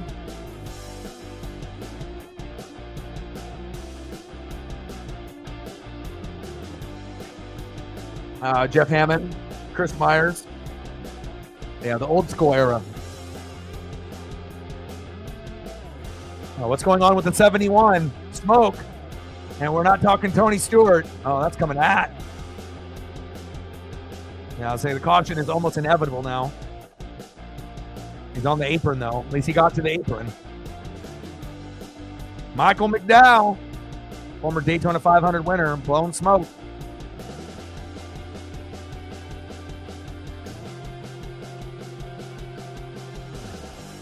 I mean, everyone would love the caution except Joey. Obviously, anyone that's running up front, the last thing that you want is a caution.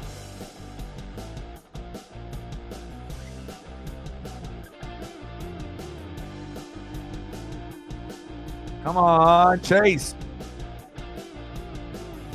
Yeah, rear tires have not done the teams any favors here today. But again, anytime you're running different types of tires, or depending on how the track with debris, what side is going to be a little bit faster, the high side or the low side.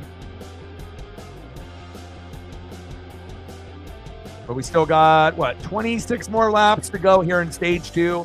And my ESP, it doesn't really feel like we're going to have a big wreck until maybe stage 3. But again, if you end up having another rear tire blowout unexpectedly, then we, might end up having that. Andres Munoz on the mound in the 5th inning for some weird reason, but I'll take it. 2-2 pitch, and he strikes out a Colorado Rocky. Beck, sit down. 2 away.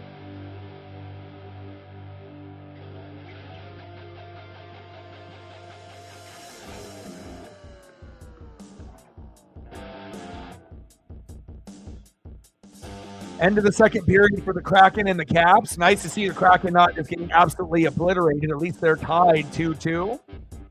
And we have goals by Shane Wright, my favorite, Fahir Vavi, Strome, and Evs for the Kraken. Burakovsky and Larson with the assist for Shane's goal. And then Stevenson and Tolvanen for the assist for Eds. Don't know if they'll be able to win that, but at least they're hanging tough with a team that's 41, 14, and 8 compared to the 27, 33, and 4 of Seattle.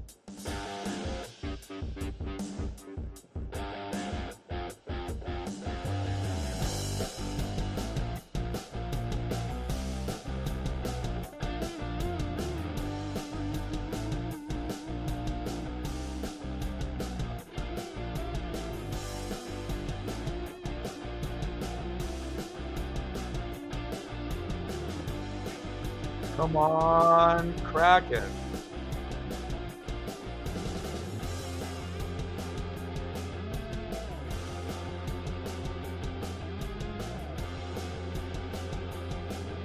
I have to take the... Let's see. I was just about to look to see if they have any injuries on there as well. All right, they got third period up. Megan in the building. How are you? Appreciate you. Thank you so much. What do you want to do for photos? You got anything specific that you want? You want Kraken players, your regulars? You let me know. Stacks on stacks, racks on racks. A little cactus stack, bang, bang. Waking up and bringing the electricity to the stream like you always do. I appreciate that. $20 holla. Thank you so much. Now we're at 42:58 to go. Thank you so much. And let me know what you're wanting for photos, and I got you. And nice to see Shane Wright be able to get a little bit more playing time. He scored the first goal. And again, we're competing with a team that is quite a bit better than us in the standings, but we're hanging tough. You know, the Caps are first place in the Metropolitan Division. So that's a little bit better than Seattle in the Pacific, second to last. The only team that we are better than is the San Jose Sharks. But again, hopefully we can get a dub and an upset win here today. Oh, that's a cool photo.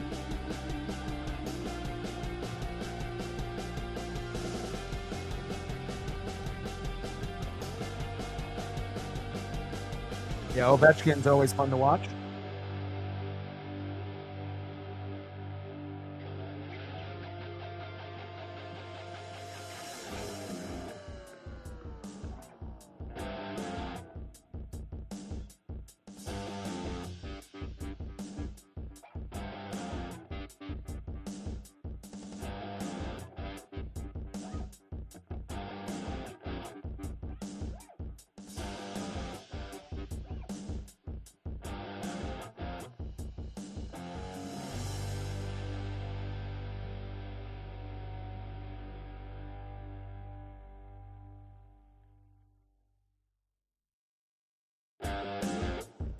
All right, we got 20. What do we got? No, 17 to go for stage 2. Logano, Bell, Byron, Blaney, and Reddick. Cindric, Suarez, Hamlin, Larson, Barry.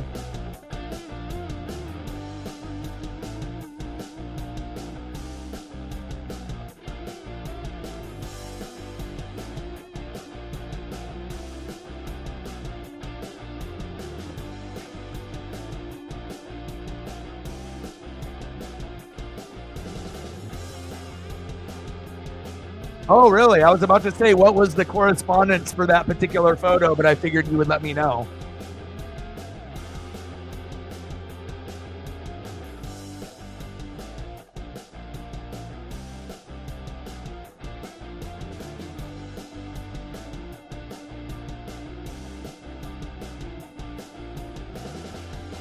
Here, I'll bring that up.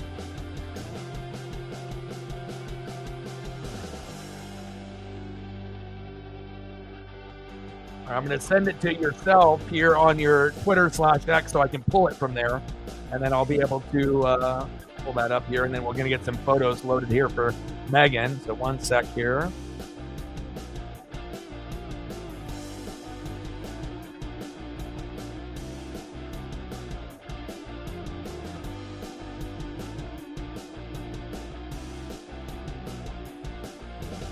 What's the percentage that Mahomes and Kelsey own on this?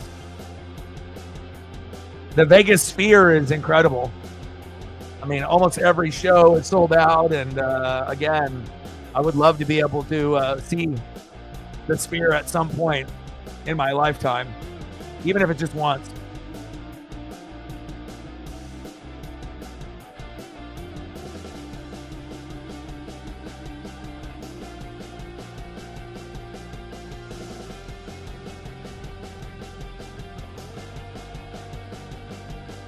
Oh, okay.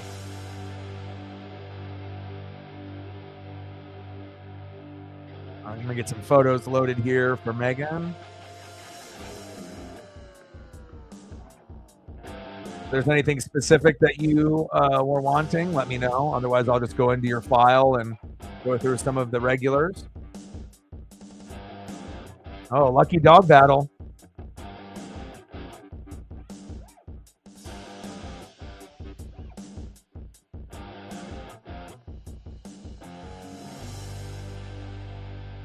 $12 laps to go until stage 2 is over.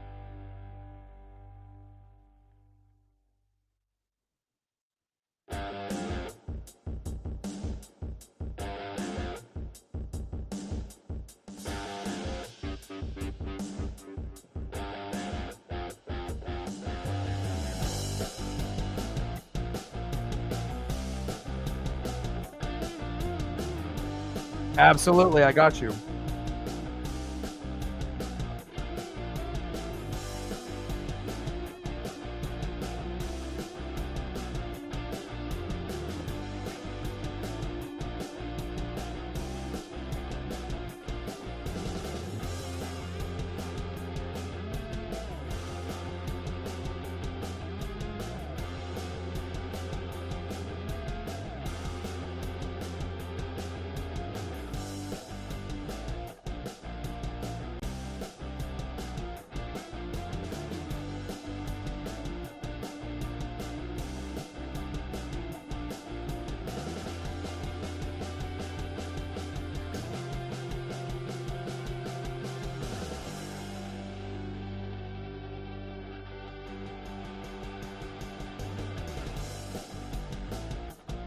Come on, Chase.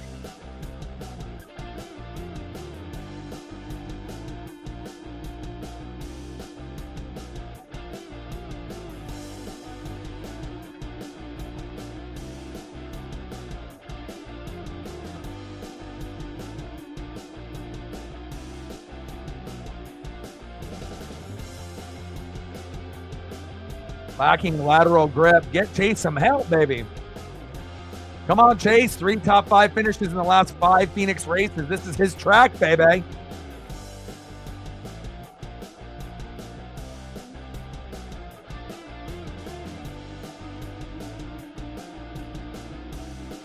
I'll go in with some of your regulars as well here. Appreciate you.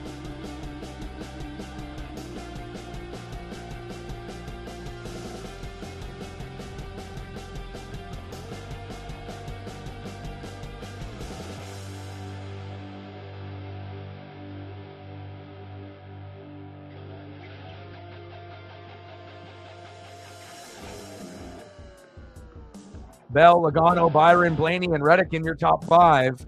7 laps to go until stage 2 here.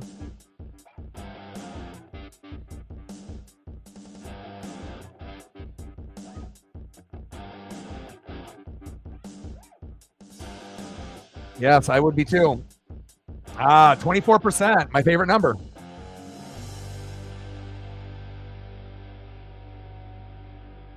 Yes. It's going to be a battle between Bell and Logano all night. No problem. I got you. I'll sprinkle in a few more things for you, too.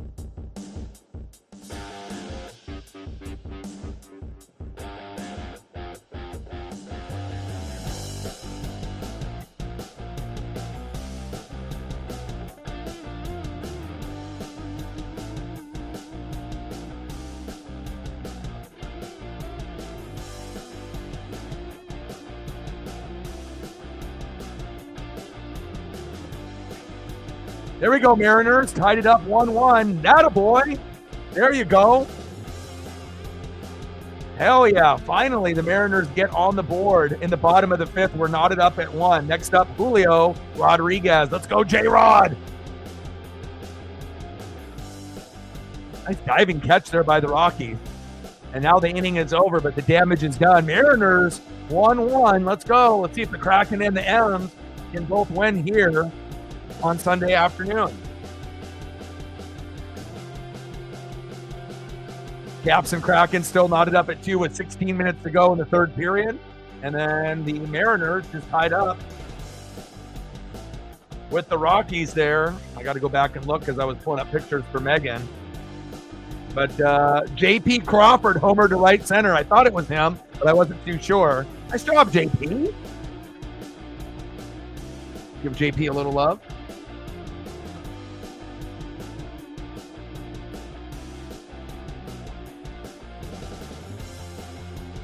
Five laps to go between stage 2. Attaboy, JP. Little solo dinger to get the game tied up at 1. My boy. Come on, baby. You know what it is. Napa know-how. So fresh and so clean. That's what I need. Winner's circle chase.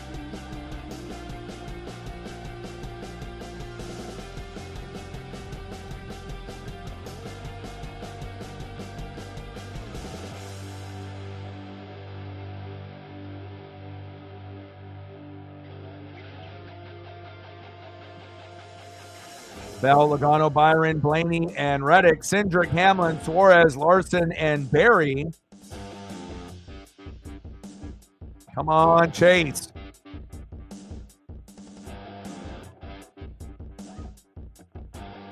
$42, 58 to go.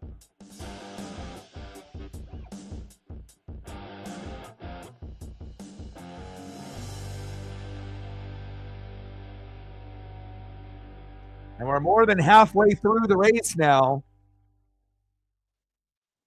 But again, it's going to be, probably, 3 hours and 45 minutes. So probably another, couple hours before this race ends, an hour and a half to 2 hours before it's over. So depending on what we have for cautions and wrecks and whatnot.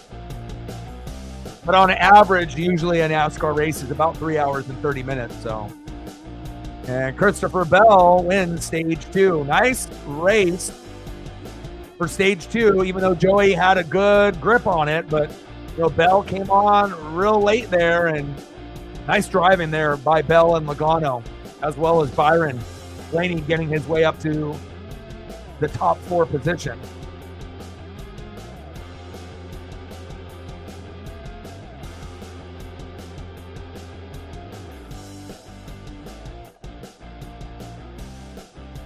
I'm going to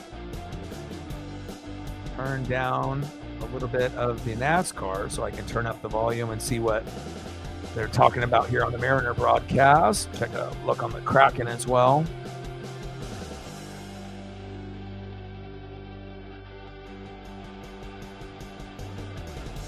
Yeah, no rain delays. Thank God we've only had one of those so far this season.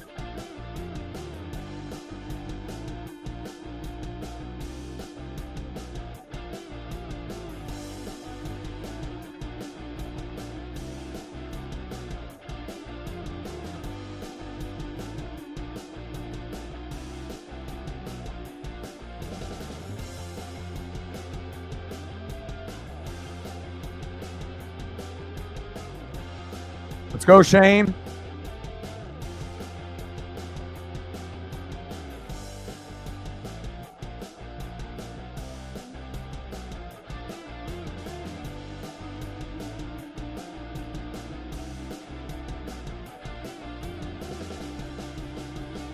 Let's go, Kraken.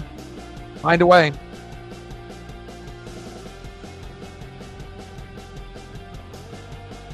Yeah, it's nice to be in that category when we're ahead, on the shots on goal instead of us being at like 8 or 10 or 12, and, in the third period, and they're at like 35. So a very nice change of pace to see the Kraken with that many different shots on goal, and glad that we're being able to compete with a first place team in the Metropolitan Division as the Caps with Ovi.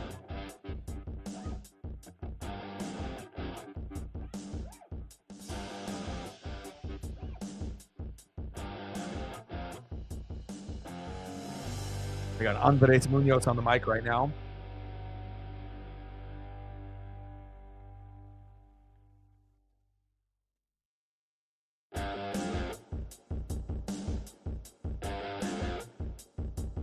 We need him to be healthy this year for sure.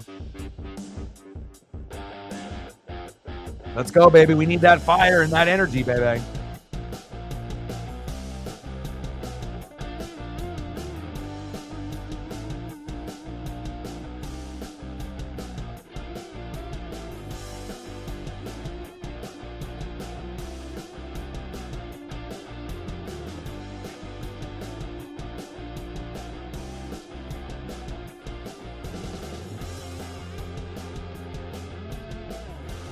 Minimize this here now. Go back to NASCAR. Nice little interview with Andres Munoz. Now let's go back to the Shriners Children 500 here at Phoenix.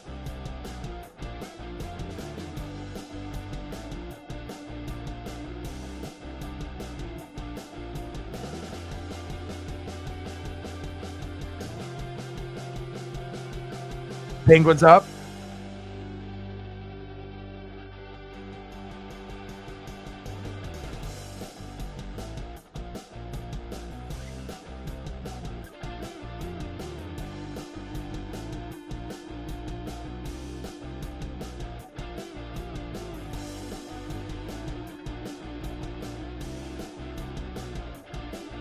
One Rockies and Mariners hanging tough, just like the Kraken and the Caps.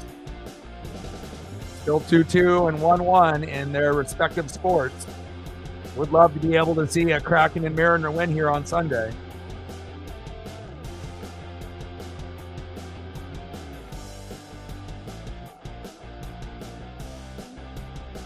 More spots for Joey. Daniel Suarez +6. Nice.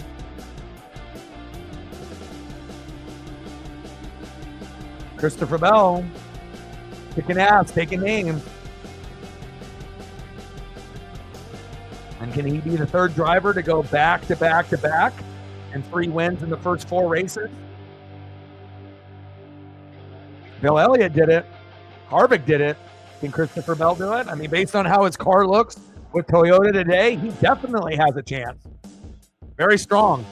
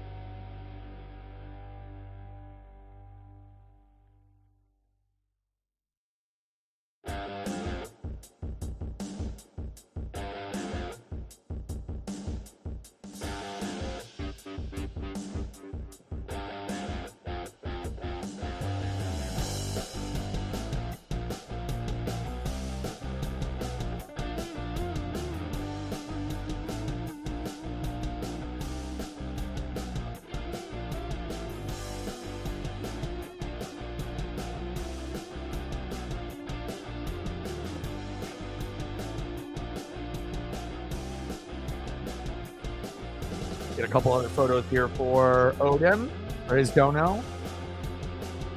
A couple wrestling photos while we're kind of waiting for things to get ramped up. Got to make sure we're maximizing every minute here on the stream. Do a little Bray Wyatt and Vader for you based off your new collectibles that you got. Very cool.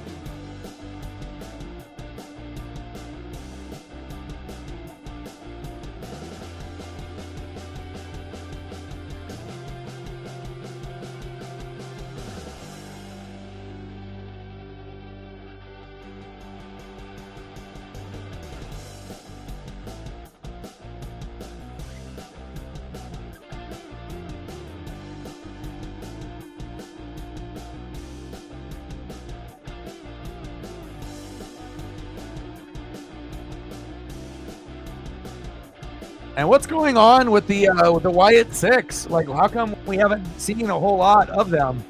What's going on with them? Are they dropping the ball with them as well? What's going on with them, Odin?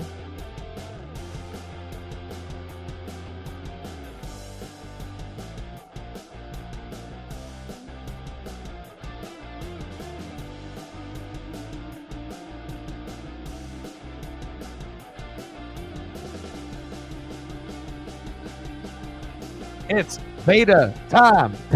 I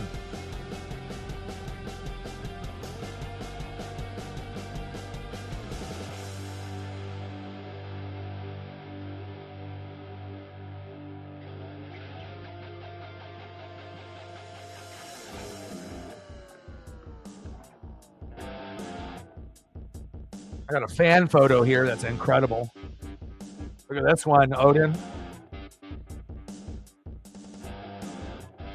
Oh my God, look at that. Crispy, whoever took that photo. Awesome. That guy's like, come on, man, give me a high five. Vader is like, I got to get to the ring. It's Vader time.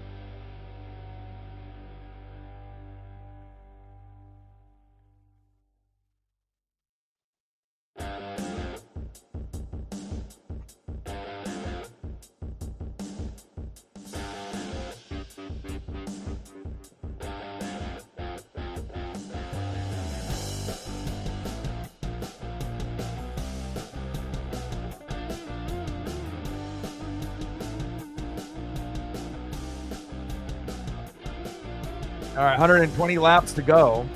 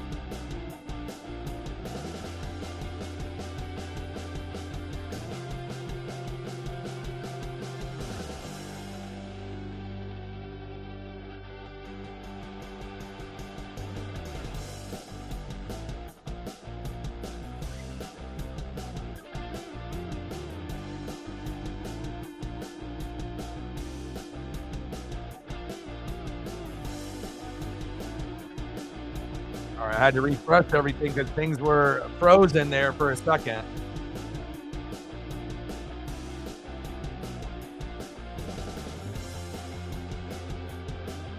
All right, now we're on Sage Street and everything is updated, but it froze there for a second. I was like, I got to get everything updated there on the graphics and whatnot.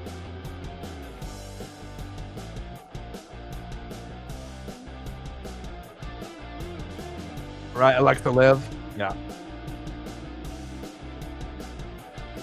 You'll keep me updated on anything that you hear about it.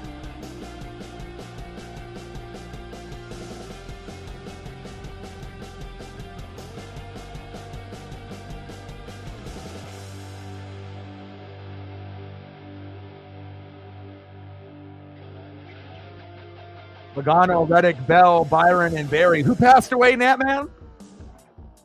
Logano, Reddick, Bell, Byron, and Barry. Suarez, Larson, Busher, Blaney, and Bush.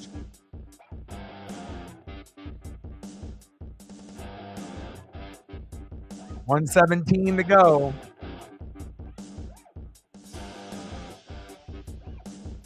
Now 116.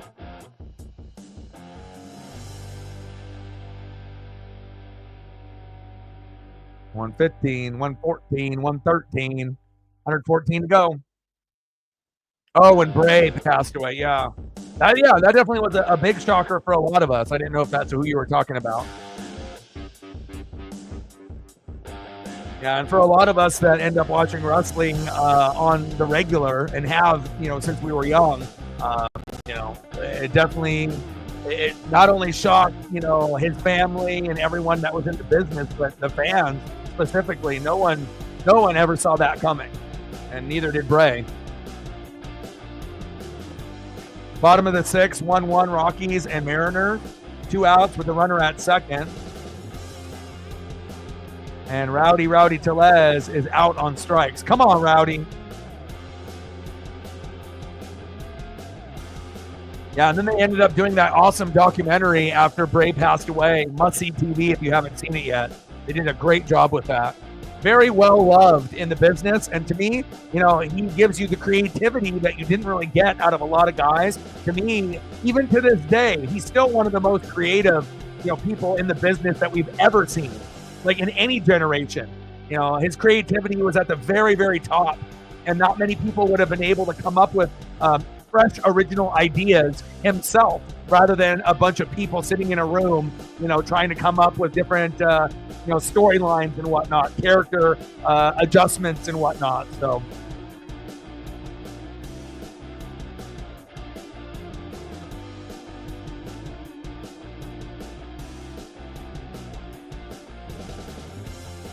Logano, Reddick, Bell, Byron, and Barry in your top 5.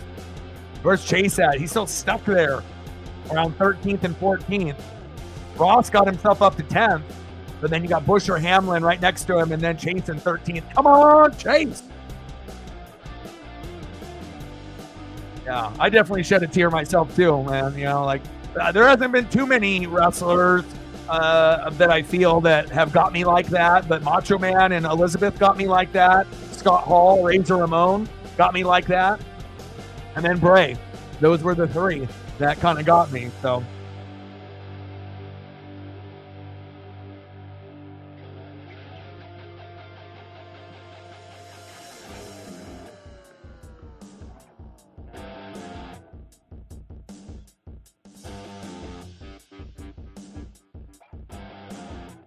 $108 to go.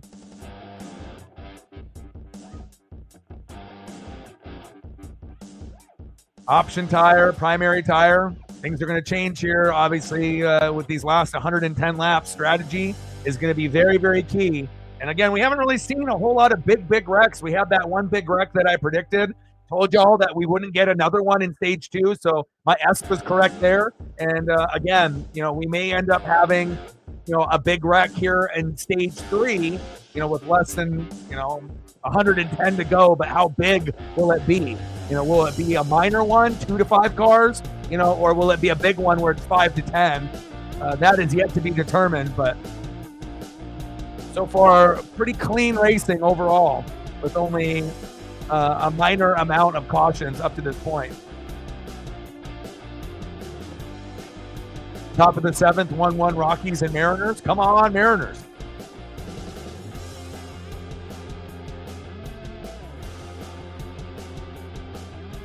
Everyone's waiting for those new tires. Caps and Kraken still knotted up at 2 with 9 minutes to go in the 3rd. Come on, Kraken.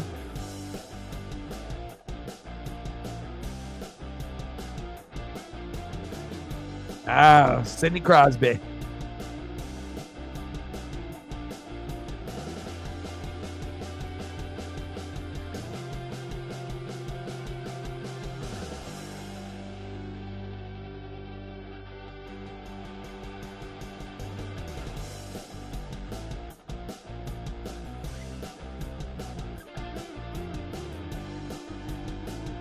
Okay, a nice HD 4K one.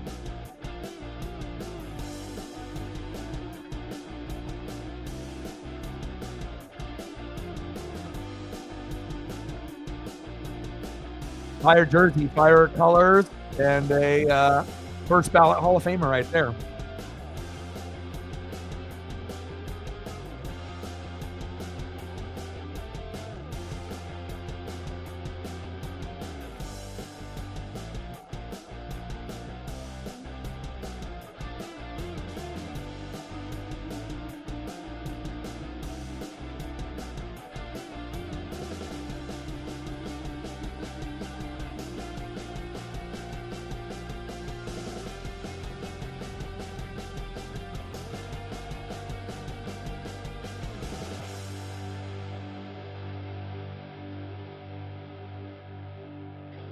Yeah, he did. I mean, too bad the Browns aren't really going to be relevant, but at least he's going to get paid.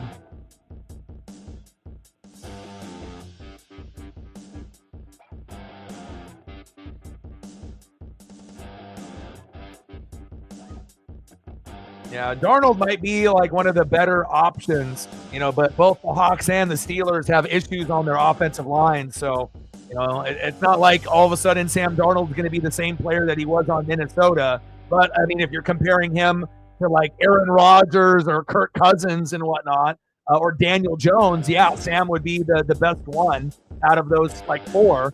I mean, I think at this point, if you're Seattle, I mean, you have to make a decision, on where you want to go. And if they decide not to go Sam Darnold, then I would assume they would probably go Jackson Dart over Daniel Jones, Aaron Rodgers, Kirk Cousins, or any of those other guys.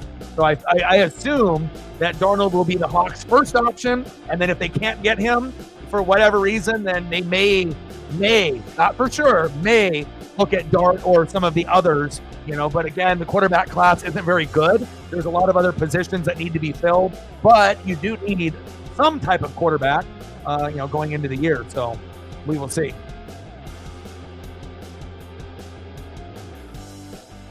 But I think even though Dart is young and unproven and we don't really know, I think Hawk fans would overall probably the excitement level would be a little bit higher rather than going for like an old Aaron Rodgers, old Kirk Cousins, not very good Daniel Jones. Like, I don't think any Hawk fan can get excited for those three guys. But for Darnold and Dart, I think the excitement is there.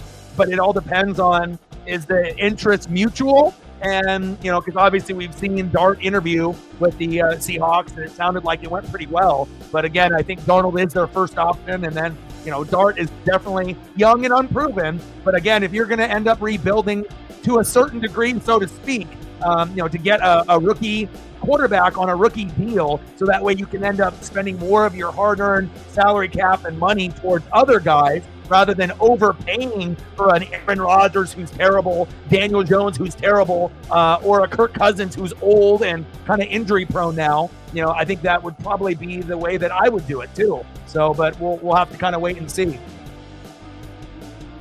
But I don't really see Darnold as a fit in Pittsburgh, based on how they play. Seattle would be a better fit for him there. Not saying that it would fully work out, but, just the initial, this would probably be the best for them for the time being. And then also, obviously you can now always look at the draft at quarterbacks the following year. Again, just because you get Dart or if they get Darnold, that doesn't mean it's going to be the guy long term. Oh, Catherine spins out. Caution. The Catherine spun out early on and was pretty clean all the way there. And Catherine in her first Cup Series start. And spun out and a little bit of a collision there. Minor caution. And a little bit of a stoppage here. Suarez got caught up into it.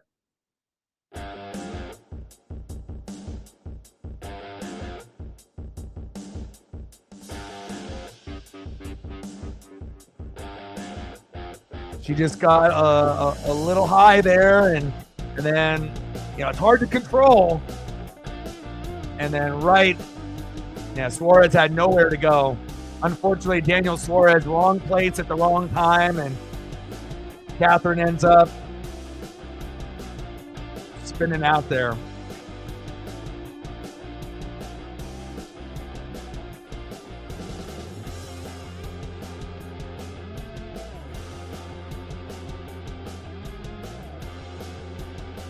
Yeah. Bottom of the seventh, 1-1, Rockies and Mariners still.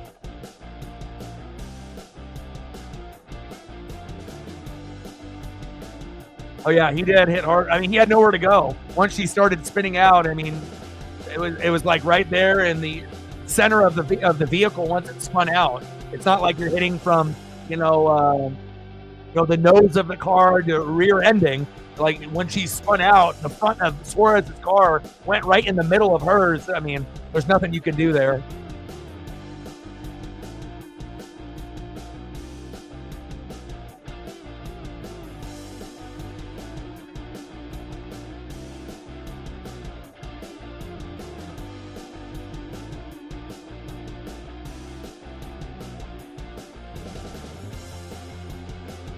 Yeah, but a lot of that stuff is just rumors. You can't always take, for whatever people say, even the quote-unquote experts, with Rappaport and all those guys, they can always, assume, and there can be conversations, and then you can also get a lot of these others that report information, but just because it's on the internet doesn't mean it's real. Again, I feel like especially on like Facebook and Instagram and X, Twitter, just because you see it on your timeline doesn't mean it's real. And I feel that our instant reaction, oh, this is real, as soon as we see it. But, there's a lot of fake news out there too.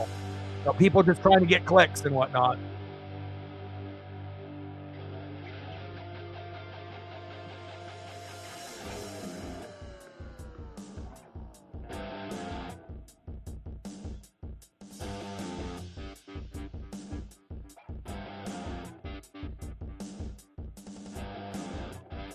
Yeah, and also it depends on like the type of person that they are, and if they have kind of a strong personality, sometimes it's just not a good fit, and there's no scenario on planet Earth that I could see him ever going there and, and them wanting him. He's old as shit. Why would you want him? It's like, again, you'd be better off with an unproven Jackson Dart than you would with him. Sad to say, but that's the reality. Aaron Rodgers is no longer a good football player. He's a quarterback, but he's almost on the brink of being a backup now. He's not very good. So, at some point, he's going to be done. He's kind of at the end of his career. I sure as hell wouldn't want him in Tampa. Hell no.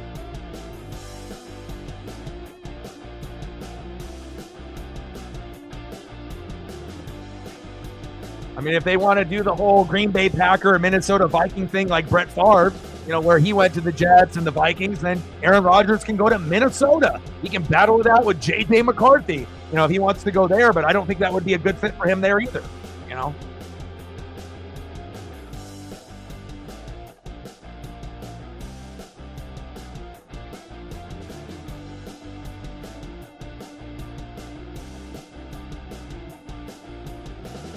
at least with Daniel Jones and Kirk Cousins, you're not going to have any of the side bullshit, that he kind of brings. Again, it's like they're all equally not the greatest at this moment, but at least as far as a person is concerned, Kirk Cousins would definitely get along better, with coaches and teammates based on what we've seen in the past.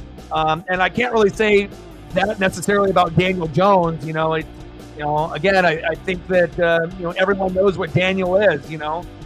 He's not really a starting quarterback anymore, but we'll see what teams are in desperate need. And again, if you're not really sold on the guys that are in free agency, then you can always tap into the draft, even if it's not the most exciting quarterback class this season.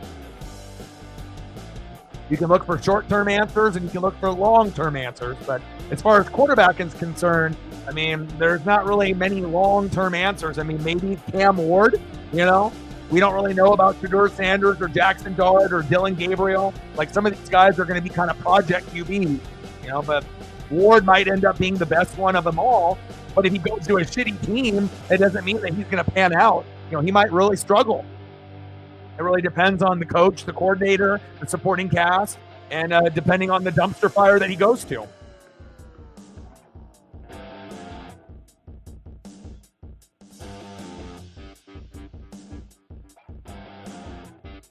Yeah, but Cousins can't play anymore. When you're old and you end up having an ACL, MCL, PCL, or an Achilles, and you haven't really been that much of a runner to begin with, like, I think he's got a really cool personality. We saw him on the show Quarterback. I think as a man and a father, and a husband to his wife and a teammate, he's awesome. He's top tier. But as far as performance, he was fucking terrible last year. He had a point where, he played in, 4, 5, 6 games and had like 1 touchdown and 8 picks. And then Penix finally came in. Unless you're happy with someone that's going to give you shit stats, and no touchdowns and 2 or 3 picks a game, then go right ahead. But I would imagine most of y'all would not want something like that for your favorite team, Like, Cousins is almost getting to a point where he's approaching backup territory also, especially if he can't play anymore. Uh-oh, Mariners. Back. Gone! Let's go! Jacob Nottingham, 5-1 Mariners. Woo! Let's go. There it is.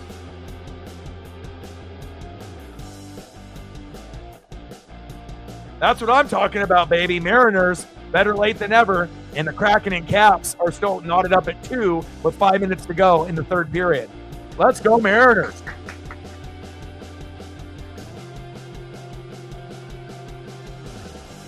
Yeah, but if you go back and watch the film of Cousins last season, it was not good. You know, there was a few games early in the season where he played okay. Obviously with the weapons with London and Mooney and Pitts and whatnot, but there's a reason that they went to Penix, and they maybe should have went to Penix from the beginning of the year. And if they did, maybe they would have made the playoffs over Tampa. You never know.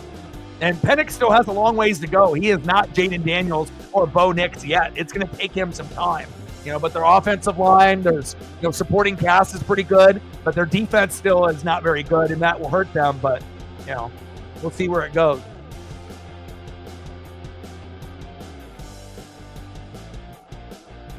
Nice job by the Mariners.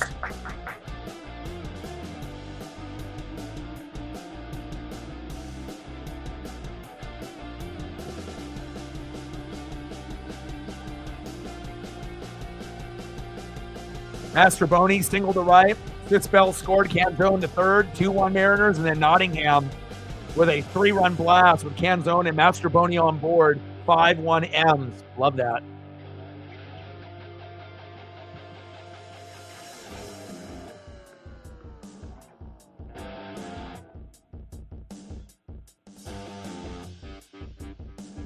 Less than 90 laps to go.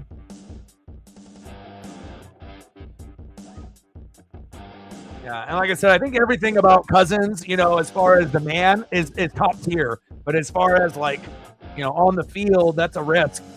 Especially when you're older and you have a big injury. Some guys never come back from it.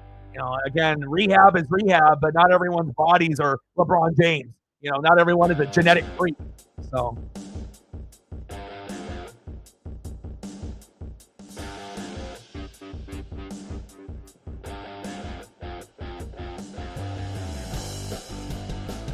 all right, here we go.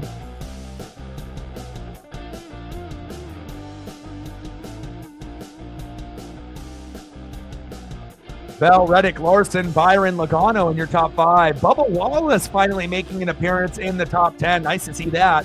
Hamlin, Priest, Chastain, Barry in the top 10, and Blaney right behind him. Where's Chase? 15. Come on, Chase. Chase has been stuck at 13th, 14th, 15th for the last 60 laps. Come on, baby.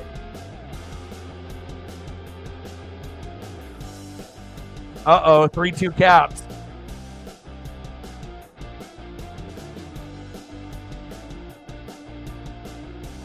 Hopefully Seattle will be able to tie it up before the game ends in the third period with only a few minutes left.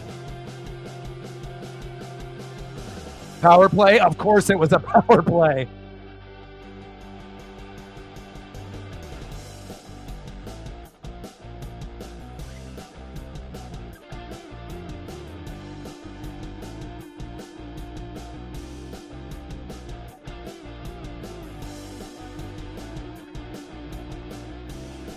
And we haven't seen Gru in net, right? When are they anticipating Gru getting a start? Megan, have you heard on any Kraken socials and anything like that? Are we going to get Grubauer in net this week? I mean, obviously, Joey Decord can't, be in net the rest of the season. Obviously, you're going to have, someone take his place at some point to give him a rest. Since we have Coco and Coachella now replacing, Grubauer. They swapped places. Yeah, I haven't heard either. Gru played in that last game. Okay.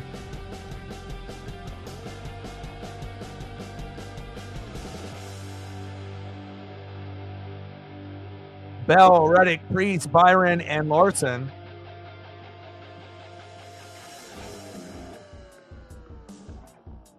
Three wide.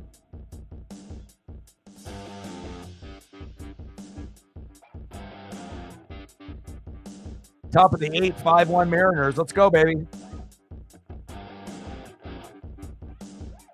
As you can see, a lot of the drivers are off the option tire and back to the regular, and obviously having the regular tires here at the end is going to be very key.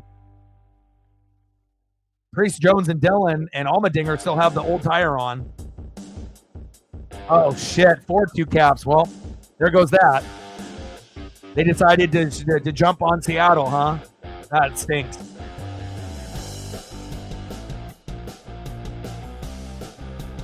Oh yeah, I mean, again, we're probably due for one more wreck. I'm not sure if it's going to be minor or major, and then things will definitely heat up in the last 20 laps, and then heating up even more in the last 10. And then when we get to the last 5, there definitely will probably be a wreck on the last lap. I mean, that's kind of a common theme in NASCAR in 2025, that we almost are, not destined for it for sure, but in many, many races, not only in the trucks and the Xfinity races this season, but in the NASCAR Cup, a lot of overtime and a lot of wrecks on the last lap, where you have 2 or 3 drivers battling it out for the win, which makes for good TV and good racing too. So, Crosby again, he's on fire.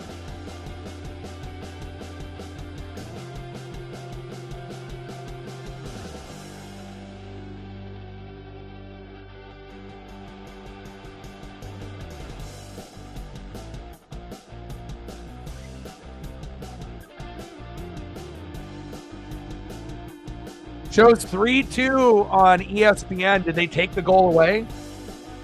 Did they have a goal and they took it away? And it says like 8 seconds left.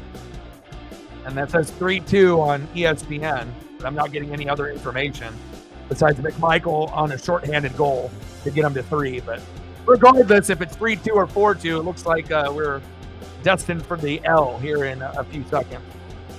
Is it? Just updated? Okay. Well, dang it.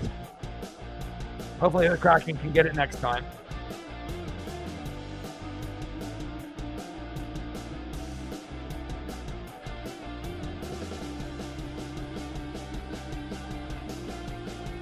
Five 5-1 Mariners. Less than 80 laps to go here in the Shriners Children 500 at Phoenix Raceway. Bell, Priest, Reddick, Byron, and Jones, Dylan, Larson, Logano, Bubba Wallace, and Denny Hamlin in your top 10. Where's my boy Chase Elliott? Napa, no how. Stuck in 15th.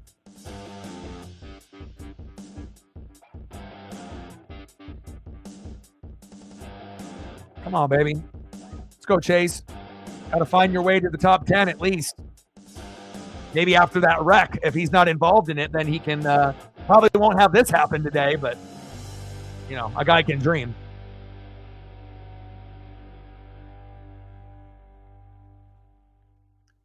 Priest to the front. Wow. And he's on the option tire, too.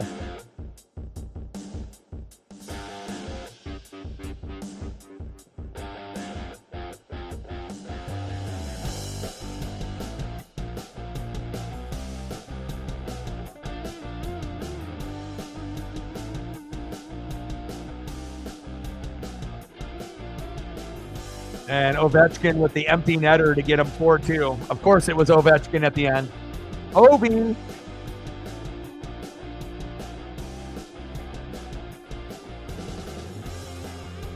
Diamondbacks and Mariners on Thursday. We'll do that one.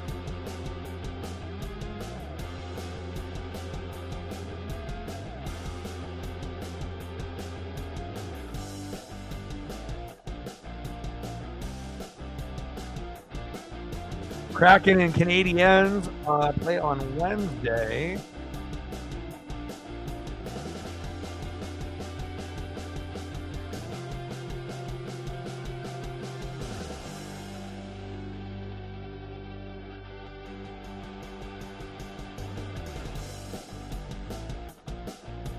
So no game for the Kraken on Monday. No game for the Kraken on Tuesday. We got to wait all the way till Wednesday for them to get home to the Canadiens. And then Thursday we're doing Mariners. No game for the Kraken there. And then what about Friday? The Kraken play the Utah Hockey Club on Friday. Only Wednesday and Friday for the Kraken. Opportunities there. Thursday we'll do Mariners, and then Monday we'll do Monday Night Raw. Tuesday, I don't know. Maybe Tuesday we'll take a day off. My voice probably needs a day off at some point.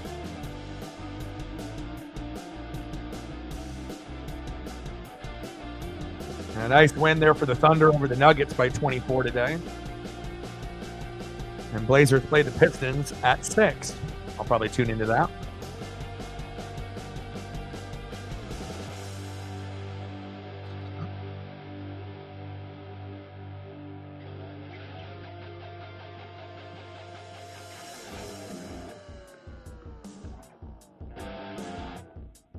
Less than 75 laps to go.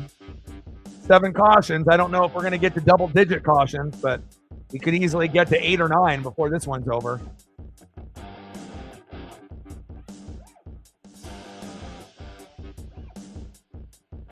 I need to grab a water. Give me 1 sec.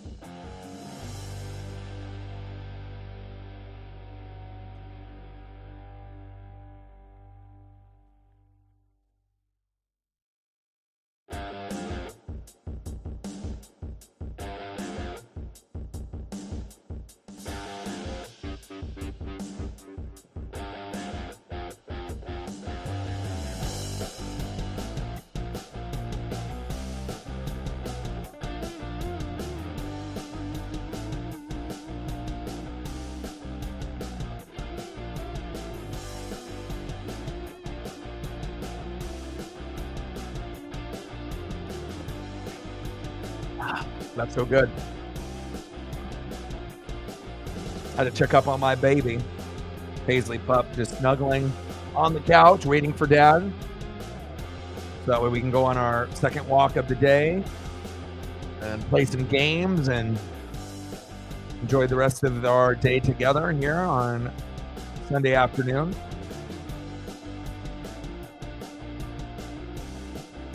Blaney with team communications, he's got no power.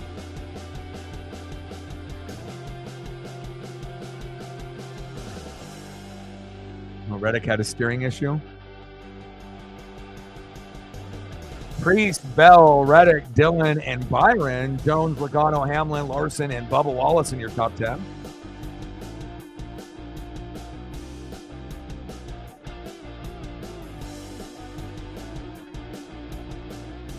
Oh, God. What is going on in Indy? Jesus. Well, you know, again, like I said, if you don't have the right owner or the right GM, you know, then you make the wrong decisions, you know, and wow. Might be time to switch teams. I'm joking, but I feel your pain. I mean, now you got 2 quarterbacks in there that can't get it done with AR and Daniel Jones. I mean, what do they expect to do with quarterbacks like that? They need something better. And it's not like the AFC South is hard to win. You know, the AFC South is like the NFC South. You know, again, there's going to be a couple good teams, you know, year in and year out, but not all of them are going to be competitive. You know, Jacksonville is up and down. Obviously, the Texans, you know, if they have injuries, they're going to be up and down. And Indy, you know, hasn't really been bad, you know, but they haven't really been good either. You know, they've been kind of just, you know, almost good, almost bad, kind of like in the middle there. Like, you know, almost on the cusp, but you don't really know which direction they're going to go. But golly, Jones to Indy, ouch. The hell are they doing in Indianapolis? Pat McAfee ain't going back.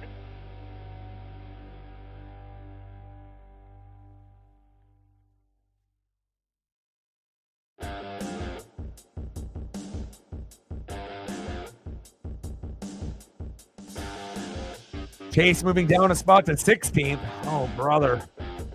Bottom of the 851 Mariners. Keep it going.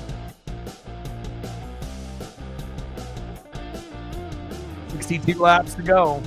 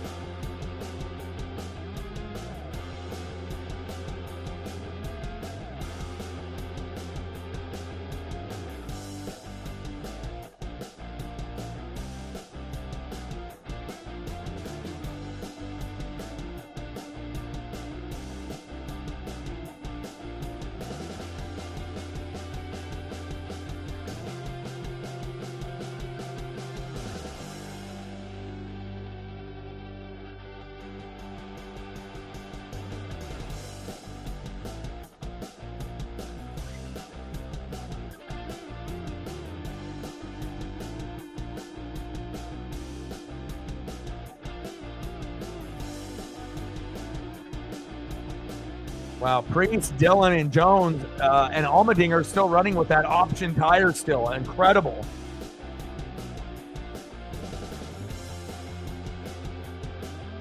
Colt Emerson in the box. Let's go, Colt. One of our farm system studs. See if he can get a home run or RBI here.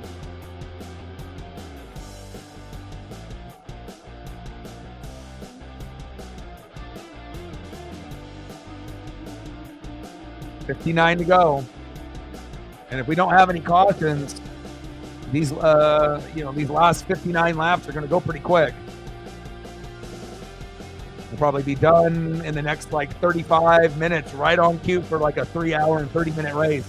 Now, if we end up having a couple big wrecks, then it'll extend to 3:45, maybe 4 hours. But so far, pretty clean green flag racing right now up to this point.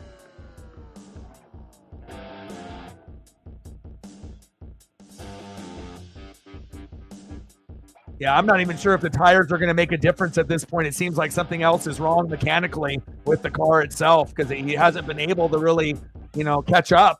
He just got stuck at like 13th, 14th, 15th, and now he's sliding back to 17th. So it doesn't look like Chase is going to get a top 10 finish unless there's a big wreck and guys in front of him are out of the race. And then he can avoid the wreck and get up there. But that's the only way I can see Chase getting a top 10 based on how the car is handled up to this point. But if that could help, if we end up getting a caution, I'll take it. Whatever to get Chase a top 10 and get more, points. Obviously, here in the NASCAR Cup Series, that's what it's about. If you can't win, then you go top 5. If you can't get top 5, then top 10. And if you can't get top 10, as high as you can get point-wise. The Chase is going in the wrong direction.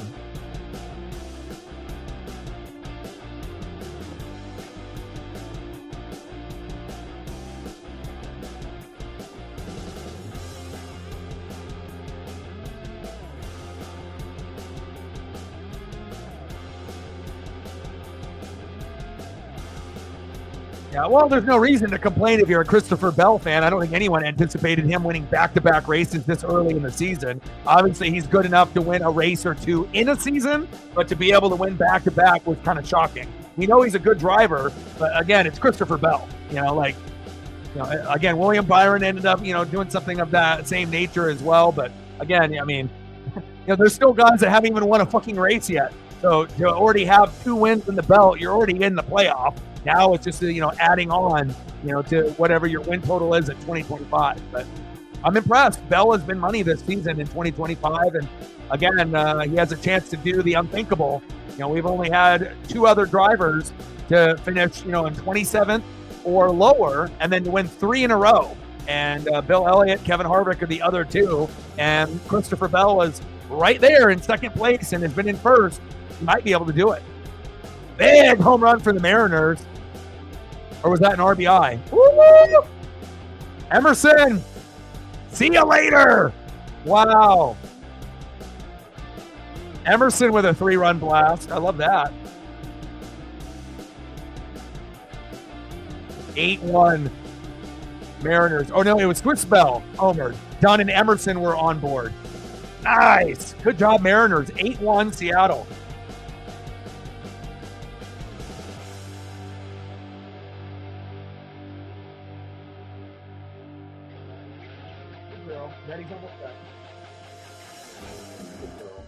All right, Paisley's in here now. He missed his dad. Finally, we get to see Chase on screen, but now he's all the way back to 18th. Fucking Austin Cindric just passed him. Nampa, no how.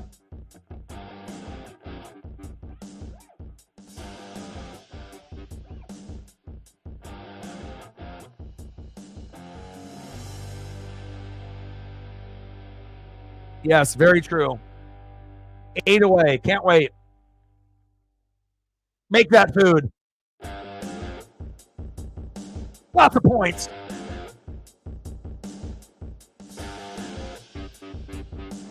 Well, I was hoping for a double Seattle win with the Kraken and the M's, but it looks like I'm going to have to deal for 1 out of 2.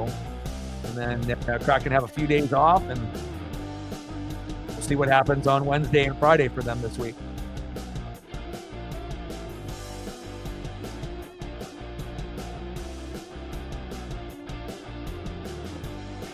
All right, about 50 laps to go.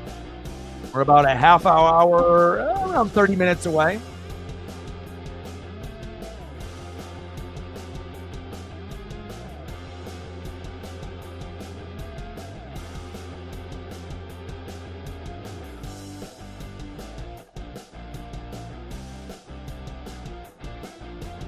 Mariners and Brewers tomorrow.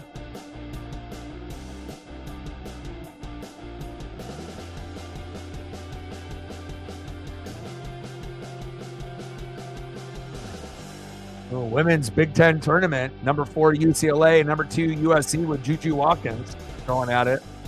Man, USC might lose. They're close though. 2 of the top 4 teams. 62-56 UCLA.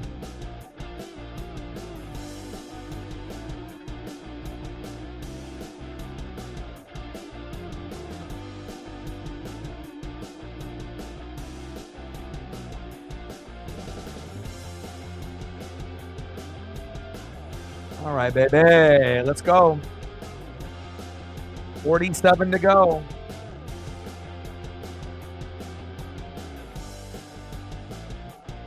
Top of the ninth, 8-1 Mariners. Love to see that. Paisley misses dad. But dad, we need to go exercise. We will.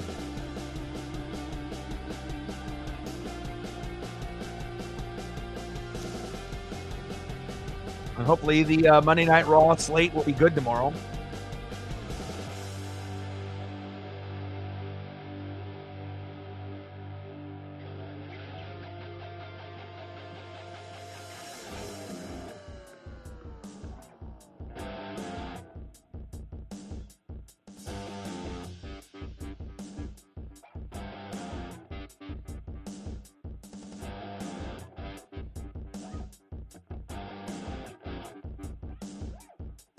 $45 to go.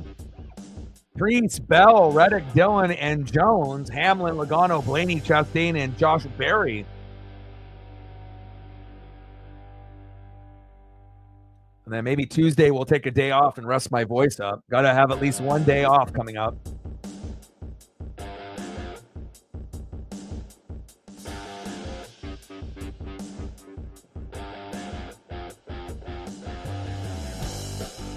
Oh, Bubba Wallace got damaged there on the front right. Oh, golly. And he was racing pretty good in the top 10. Uh-oh. Tough break for Bubba. That right front tire just fucking exploded.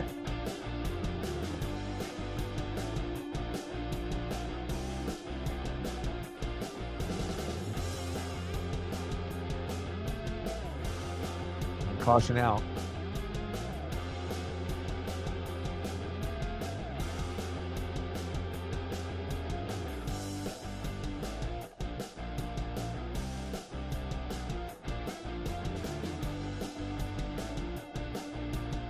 Yeah, well, if you're Indy, it should be Tyler Warren, you know. But again, you might have other areas of need rather than tight end that would be more important. Wow, that sucks for Bubba there.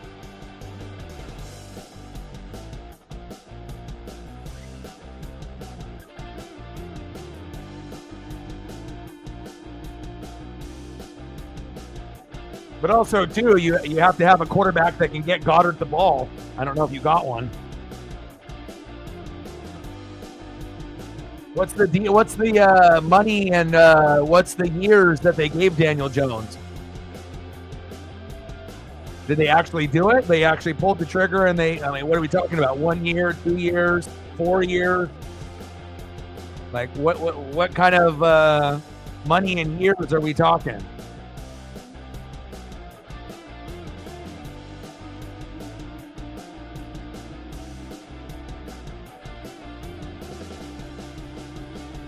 Oh, it's just rumor?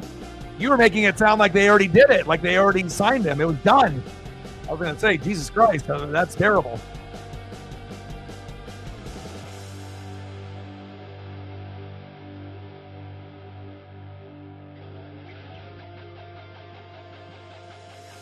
Yeah, I mean, everything is strategy now. Nat, man. So, I mean, it's not like they Chase is at a top 10 car, even though he qualified 6th. You know, he was only able to stay in the top 10 briefly and then started kind of working his way back. So,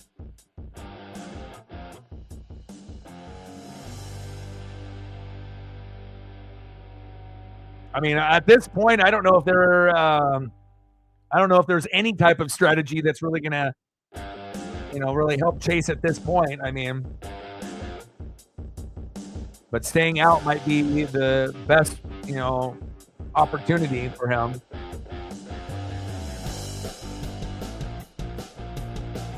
Yeah, Chase stayed out. And that is a final. Seattle Mariners 8, Rockies 1. Let's go, M's. Hell yeah. All right, I can turn that off now.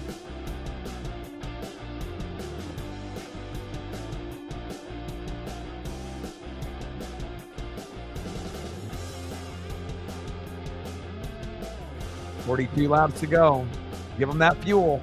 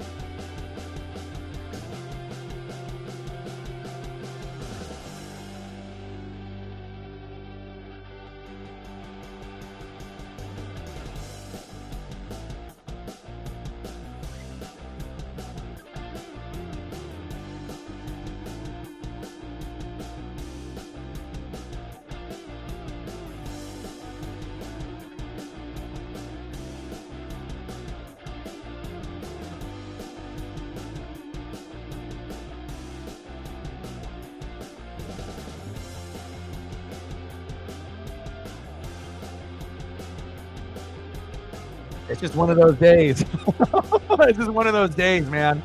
He stayed out. You figured, he's going to move up, from 17th to maybe 12th or something. And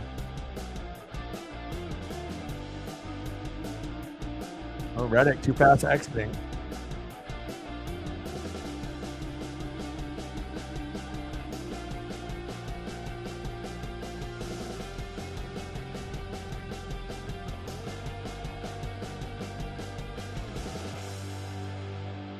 Yeah, rough one for Chase again, especially coming out of the gates at Bowman Gray and, winning that race. And then, every race since then has not really been too kind to Chase Elliott and his team, but I still have faith that he can win at least one, before the season ends to make, himself eligible for the playoff. But I'm hoping he can win, 2 on top of the Bowman Gray win for a total of 3, but I don't know if that's asking too much. But I feel like he's got the skill set and the team to do it. But again, there's a lot of luck involved in NASCAR.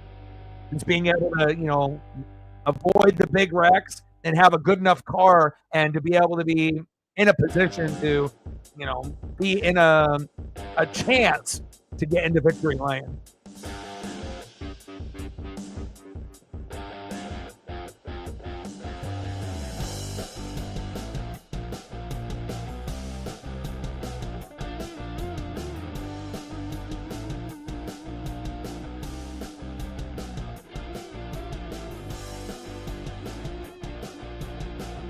Jones.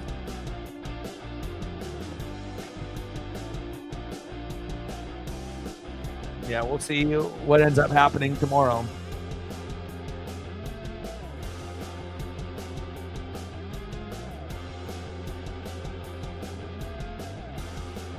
No, I feel we're going to have, I think we'll have, I don't know how big, of a wreck that we're going to have. It might end up being minor, like 2 to 5 cars. But I'm not sure if we're going to have to wait until like literally the last lap or if it goes into OT, but it feels like we'll have at least one, at the very least, one minor wreck with 2 to 5 cars before these 40 laps or 38 laps are up. And we might have to wait until literally the last lap, but it's going to get a little dicey there for position. It's like the Xfinity race where you had 2 cars battling it out.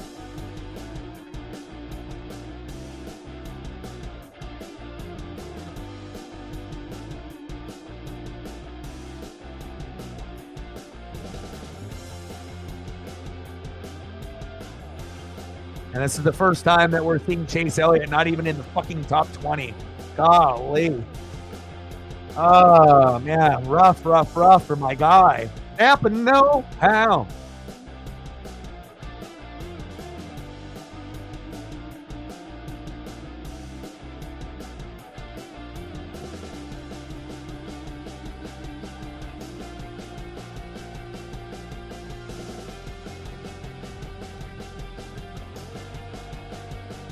And this race has been dominated by the Toyotas and Fords for the most part. Chevys, have kind of struggled today. At times they've been up there with Byron, and now you got Larson and Chastain up there at 4 and 5, and Dillon at 9th. But overall, it's been pretty fucking rough for the Chevys today. 58 to go. Yeah, hopefully Vegas will treat Chase a little bit more kinder.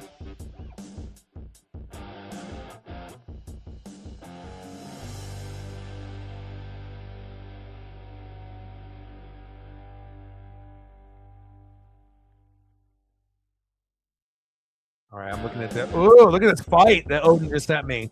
Oh, popped him real good. Let's let him fight. There we go. And that's the New York team that's close to where you live, right? Wow, they are just scrapping. Last minute of play, and they got everybody on the team fighting. Oh my God, ground and pound. Oh my God, almost like UFC. The ref is trying to get in the way, and you got 3 guys on top of each other. Wow. They're not fucking around, are they, Odin? They have like 4 separate fights going on at the same time. Oh my gosh. This is an amazing minute 30 clip. I'm only 45 seconds in and they're just going crazy.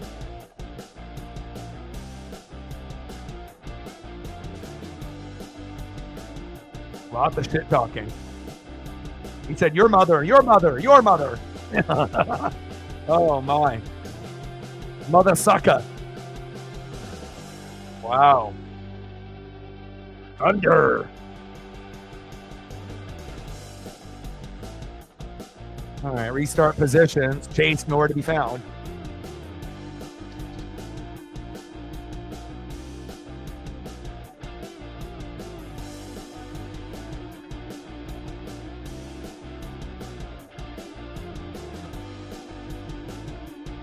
That's a good question. Someone should look that up on Google.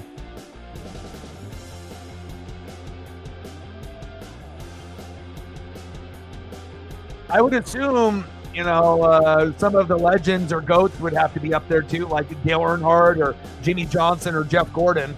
I would assume one of those 3 would have to be up there.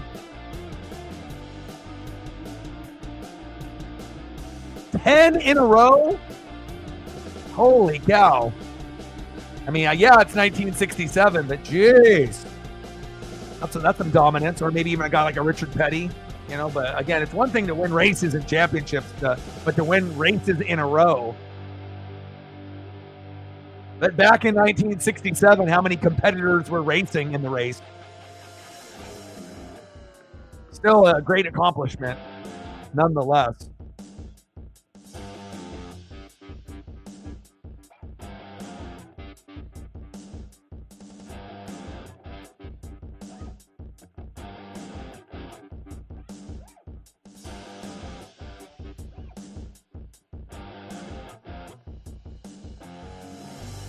$33 to go. Bell, Hamlin, Larson, Buescher, Berry, Bowman, Busch, Logano, Blaney, Chastain.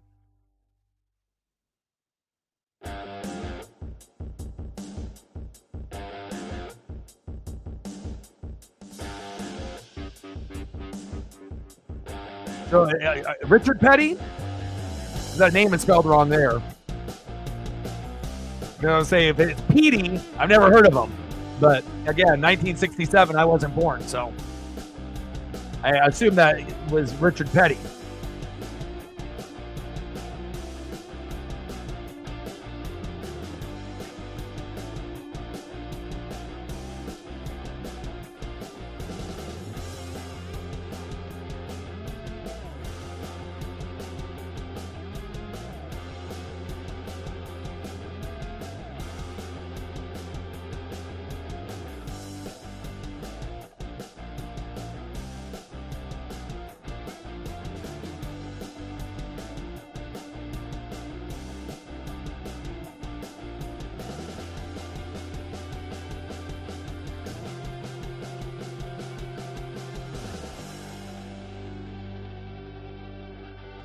Good old Richard.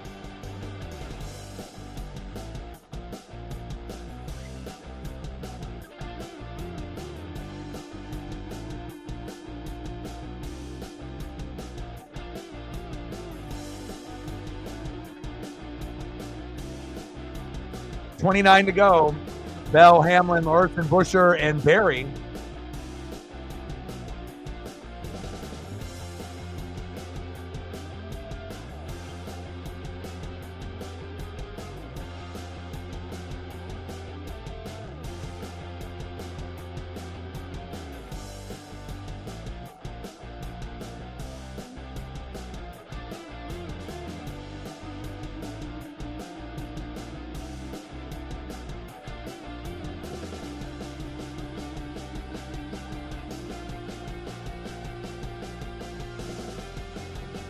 $28 to go.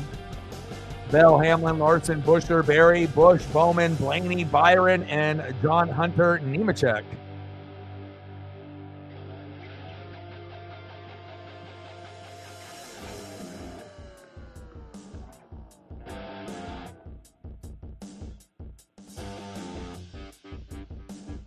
Eight cautions, 13 lead changes. We're still waiting for one more. I don't know, want to say necessarily big wreck. You know, it's not like you're really getting the cars too close at this point. You know, there's a little bit of separation, but, you know, you would assume that it would have a chance to possibly go to overtime, but there could be at least one more minor wreck that happens, you know, especially with tires, you know, in the rear and in the front have been, you know, obviously blowing at, you know, within this race a few times with a few different guys. Oh, there's my guy Chase. But he's just so far back. Joey Logano says, see ya. And now they're battling for, what, 15th? If Chase can keep it going, he might be able to get to 10th, maybe, but now you got Logano, Elliott, and Dylan scrapping for position. Yeah, I mean, at this point, if you're a Christopher Bell, you don't want the caution to come out. If your car is strong enough at this point, if there isn't one, he'll win. You know, but again, if it's anybody else besides Christopher Bell, you're praying that that caution comes out.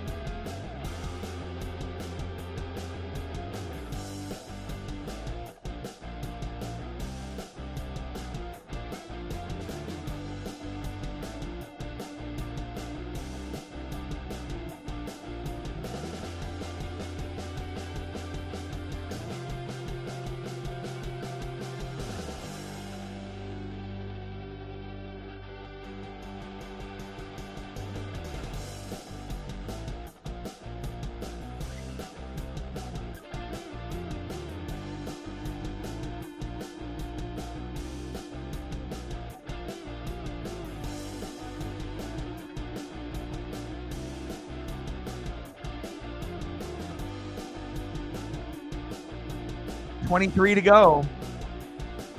Bell's car looks so strong. Maybe this is the year of the Bell. Could be.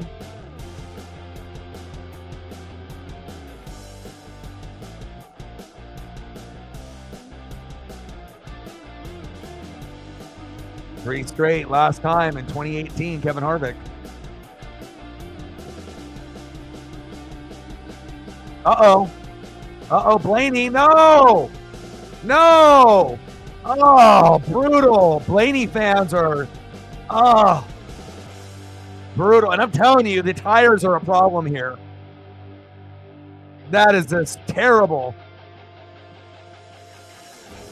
Well, I mean, everyone besides Christopher Bell is excited now because they actually have a chance with this restart, but this might be, you know, we didn't get a minor wreck off of this because Blaney obviously was able to control the car good enough, but that might not be the last one before this one is over.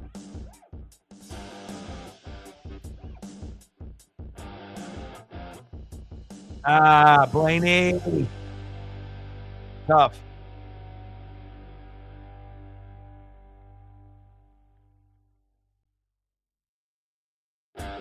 Larry McReynolds, the OG.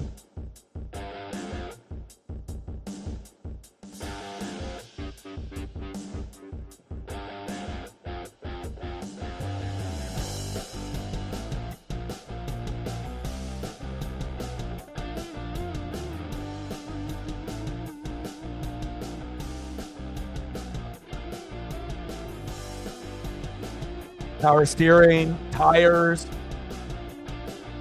some mechanical, but obviously the tires here have been pretty rough for some of these guys.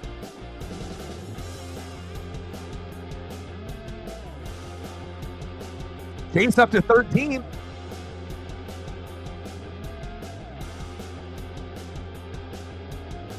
Big trail of smoke for Blaney there. Right into William Byron's face. Flames coming out underneath the car. Flamage.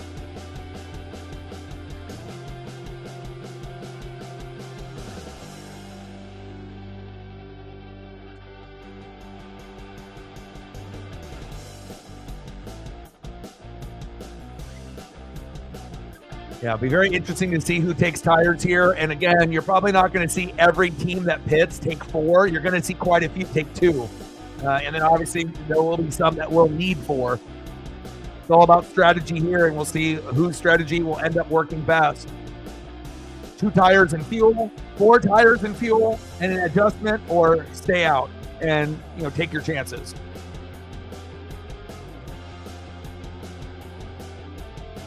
Logano coming in.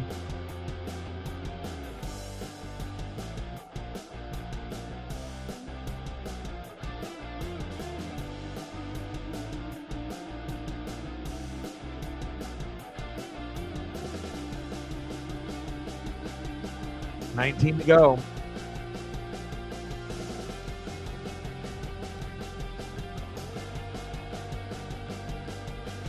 Really?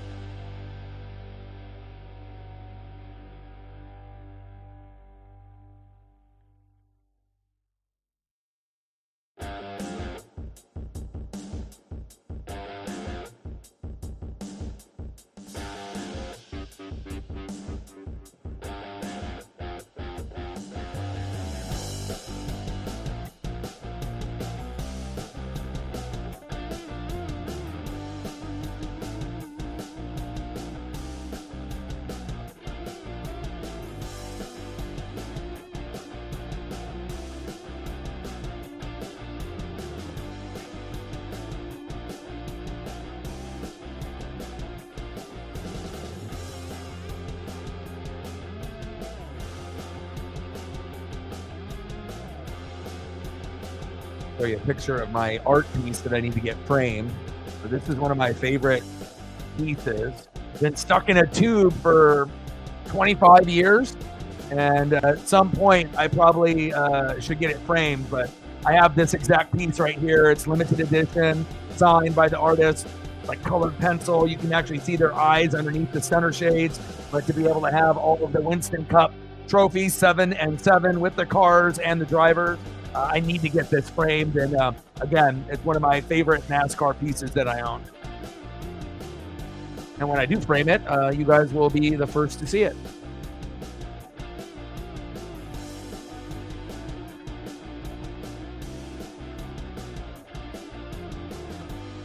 Yeah, it's the only Petty Earnhardt artwork that I own. So, but I figured that would be a good investment 25 years ago. Still in great condition too. Just sitting in the tube here in my room, waiting for me to frame it at one point.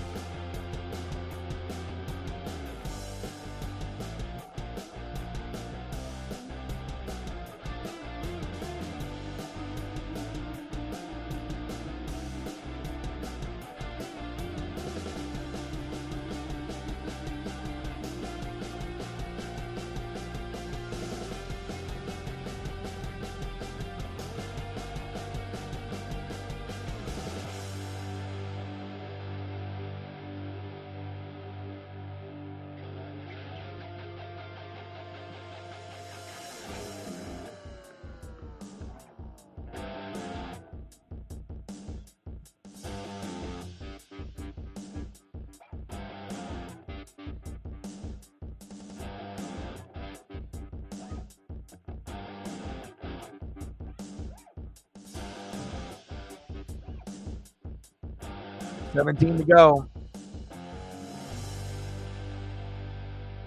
16 to go.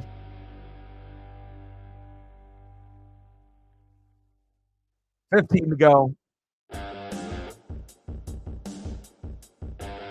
15 to go. Bell, Hamlin, Larson, Berry, Bowman, Busher, Byron, Busch, Smith, and Hunter Nemechek in your top 10. Chase Elliott in 11th. Napa, no hell. Come on, Chase. You're so close to a top 10 after having kind of a garbage day. Come on, Chase. Let's go for a top 10. There you go. 10th place, Chase. Let's go. 14 to go. Come on, baby.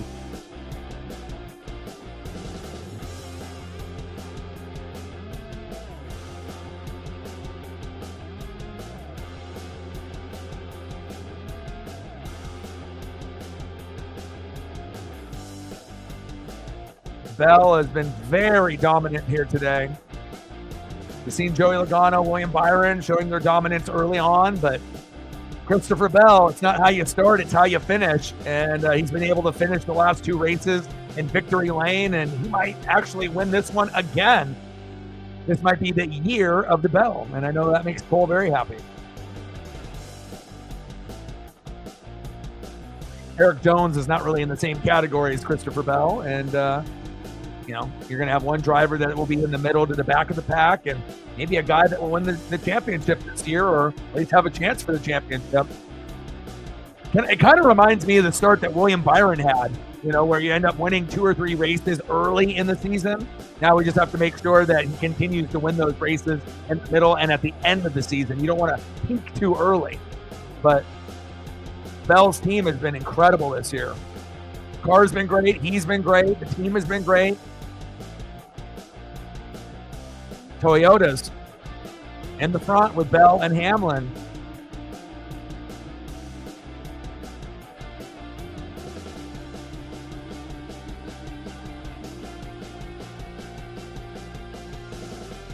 $11 to go. Busher, 3 top 10 finishes. Looks like he'll be able to do the same. Elliott in 10th. Come on, Chase, and get a little bit higher, baby. Get Zane Smith the fuck out of there.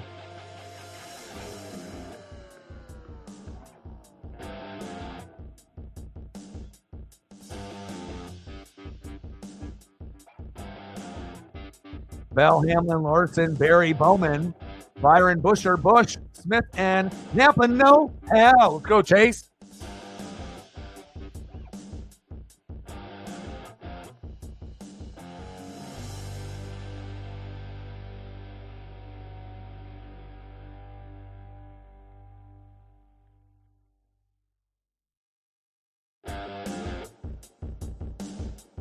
Bowman with the dogs on the car. I was figuring they would show that car much sooner than now, but you finally get a chance to see the dogs there on the ride. Let's go, Bowman.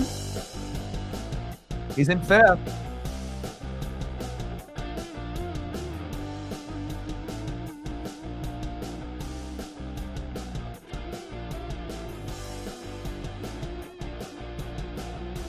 Eight laps to go. We're getting down to the nitty-gritty here. As long as we have no cautions, Bell's going to win. I mean, Hamlin is right there with him, the Toyotas, but Toyota, Chevy, Ford, Chevy, Ford, Chevy. So Chevys were doing kind of shitty early on, but now you got 1, 2, 3, 4, 5 out of the top 10 in that Chevy group. But the Toyotas are king right now, sitting at 1 and 2.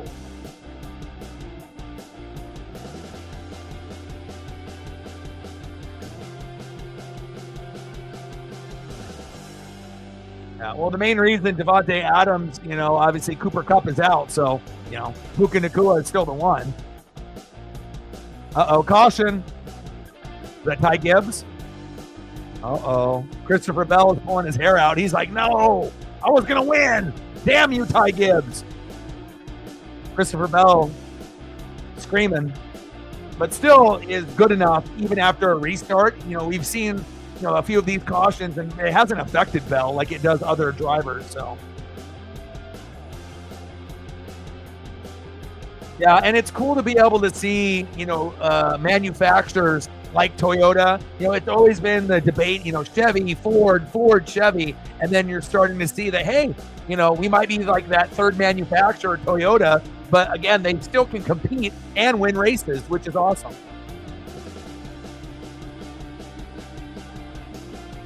Rotor blew the tire. It's been a tire issue all day today.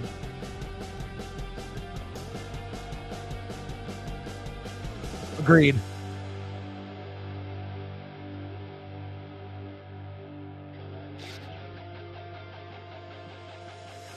And you'll have, Hendrick Motorsports, you'll have Penske, but Joe Gibbs showing that, hey, we can still hang.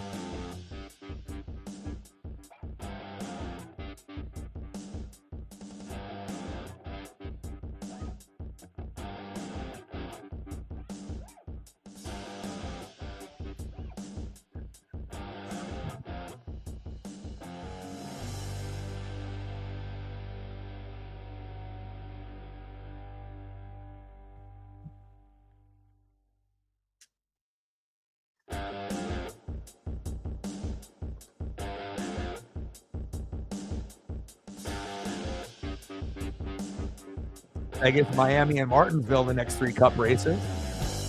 Looking forward to those.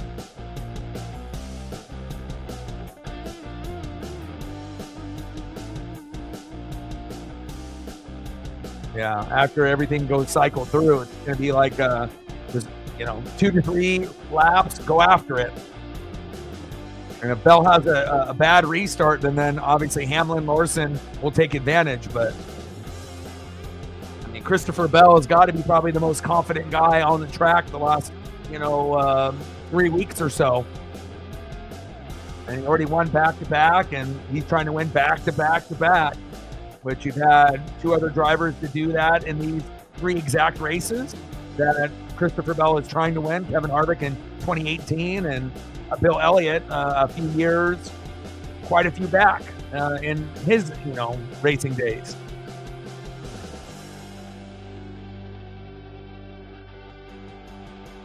Chase already, I didn't think that he'd be able to get into the top 10, but hopefully he'll have a good restart and he'll finish in the top 10 where he's sitting in 10th right now.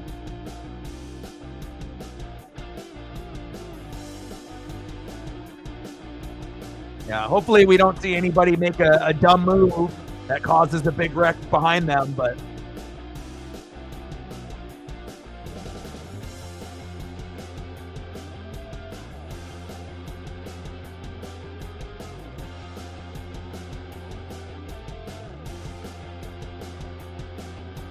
Byron was good early on. Logano was good a little bit after that, after stage 1 to stage 2. But again, it's not how you start, it's how you finish. And Christopher Bell knows how to finish races in 2025. And I don't think I would have ever imagined anybody winning back-to-back-to-back, whether it would be Christopher Bell, William Byron, or anyone that's been kind of hot as of late. But, here we are.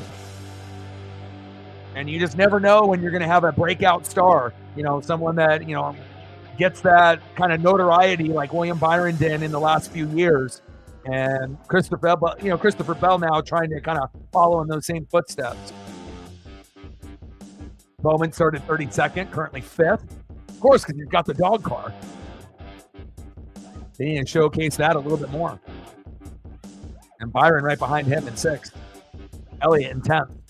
Starting to see the Chevys all compacted next to each other. But I don't know if you're gonna be able to catch those Toyotas, and it's not like Larson's car has been great.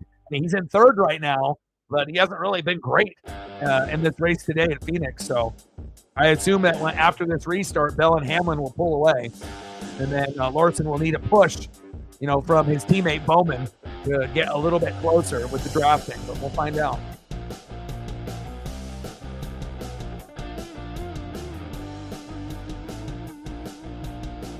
Devontae's kind of old, though, but I guess it just depends on how much money. And since they had Cooper Kupp leave, now we have 2 of the similar type of receivers, big and physical, right? For Matthew Stafford, who's at the end of his career, and Kyron Williams. So, and I highly doubt Devontae will stay healthy for a full season. He'll probably miss a few games each year, but If he's healthy, it could be big for them. But again, the chances of him being healthy for a full season, I don't know what the percentages of that are.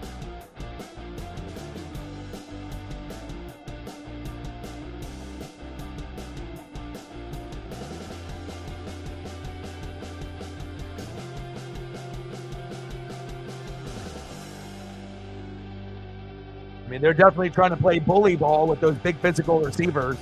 Devontae on one side and obviously Puka on the other. And even though Devontae, will be in that Hall of Fame conversation, Puka at this point in his career is better than Devontae. So Puka is still going to be the one.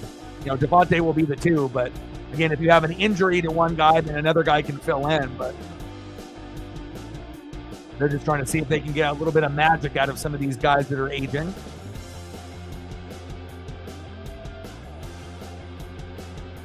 And here we go. Couple laps to go. 2 to go. 3 wide. 4 wide. Look at William Byron down low. He said, fuck it. Oh, Hamlin. Let's see if he gets a push from Larson. Who's he going to push? Larson says, I ain't pushing you, Christopher. And then Christopher Bell going into the inside. Hamlin going a little bit on that high side, getting the momentum. 1 lap to go. Bell going super low.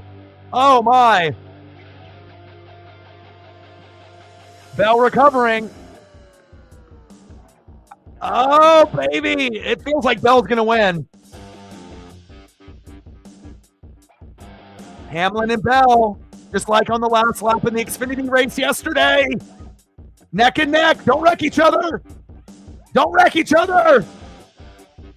Wow, Christopher Bell wins. Wow, just barely. Oh, my. 3 in a row. And he didn't wreck him. He could have wrecked Denny. He could have said, fuck it, I'm going to put you in the wall. But he didn't. And again, the Xfinity race came down to the very last lap, that same exact way. And it's funny how history tends to repeat itself. When you see it in the Xfinity, sometimes it does happen in the Cup. And wow, congratulations, Christopher Bell, 3 in a row. Wow. And Chase finishes 10th. Woo, woo, woo. Let's go. Wow. And Christopher Bell almost lost it there. What a battle there in the last 2 laps. Salute.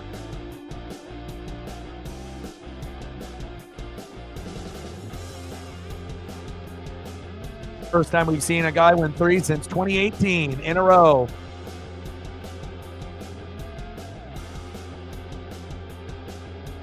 Unbelievable, man. Toyotas, baby. I guess they're coming to play this year. It ain't just about the Chevys and Fords, apparently.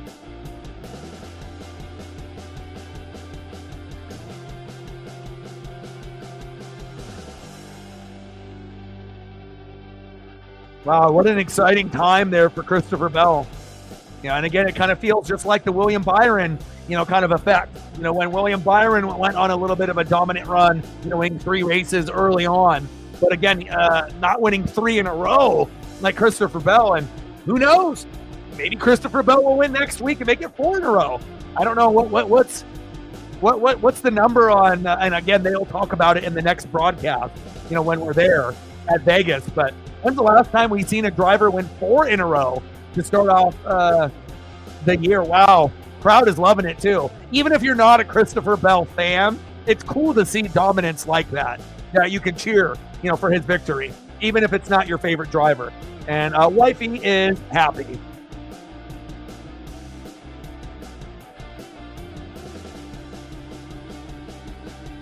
Yeah, I was just about to say that too. You read my mind. Speedway, road course, short track. Now you need a super speedway. Wow.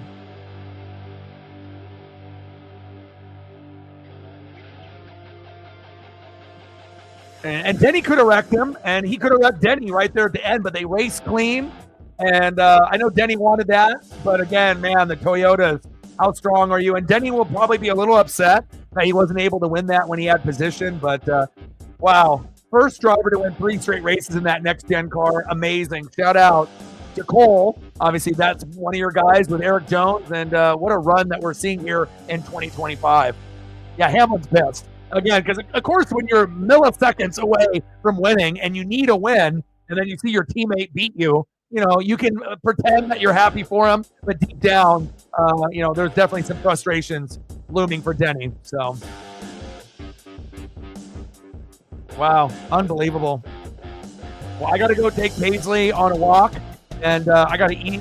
It's been a long day. Hopefully rest my voice up tomorrow for Monday Night Raw. I love you guys, and I appreciate you guys very, very much. Shout out to all the people that liked, sub, donated, commented, shared. Panthers fan, Megan, Odin. Appreciate you guys helping out with the support as well. And I got one question for you. We don't talk sports like us. Boy Ryan, Northwest Sports Fanatics. Enjoy the rest of your Sunday evening, and we'll be back live tomorrow for Monday Night Raw at 5 o'clock Pacific, and I am out. Gang. Christopher Bell, I see you. Gang.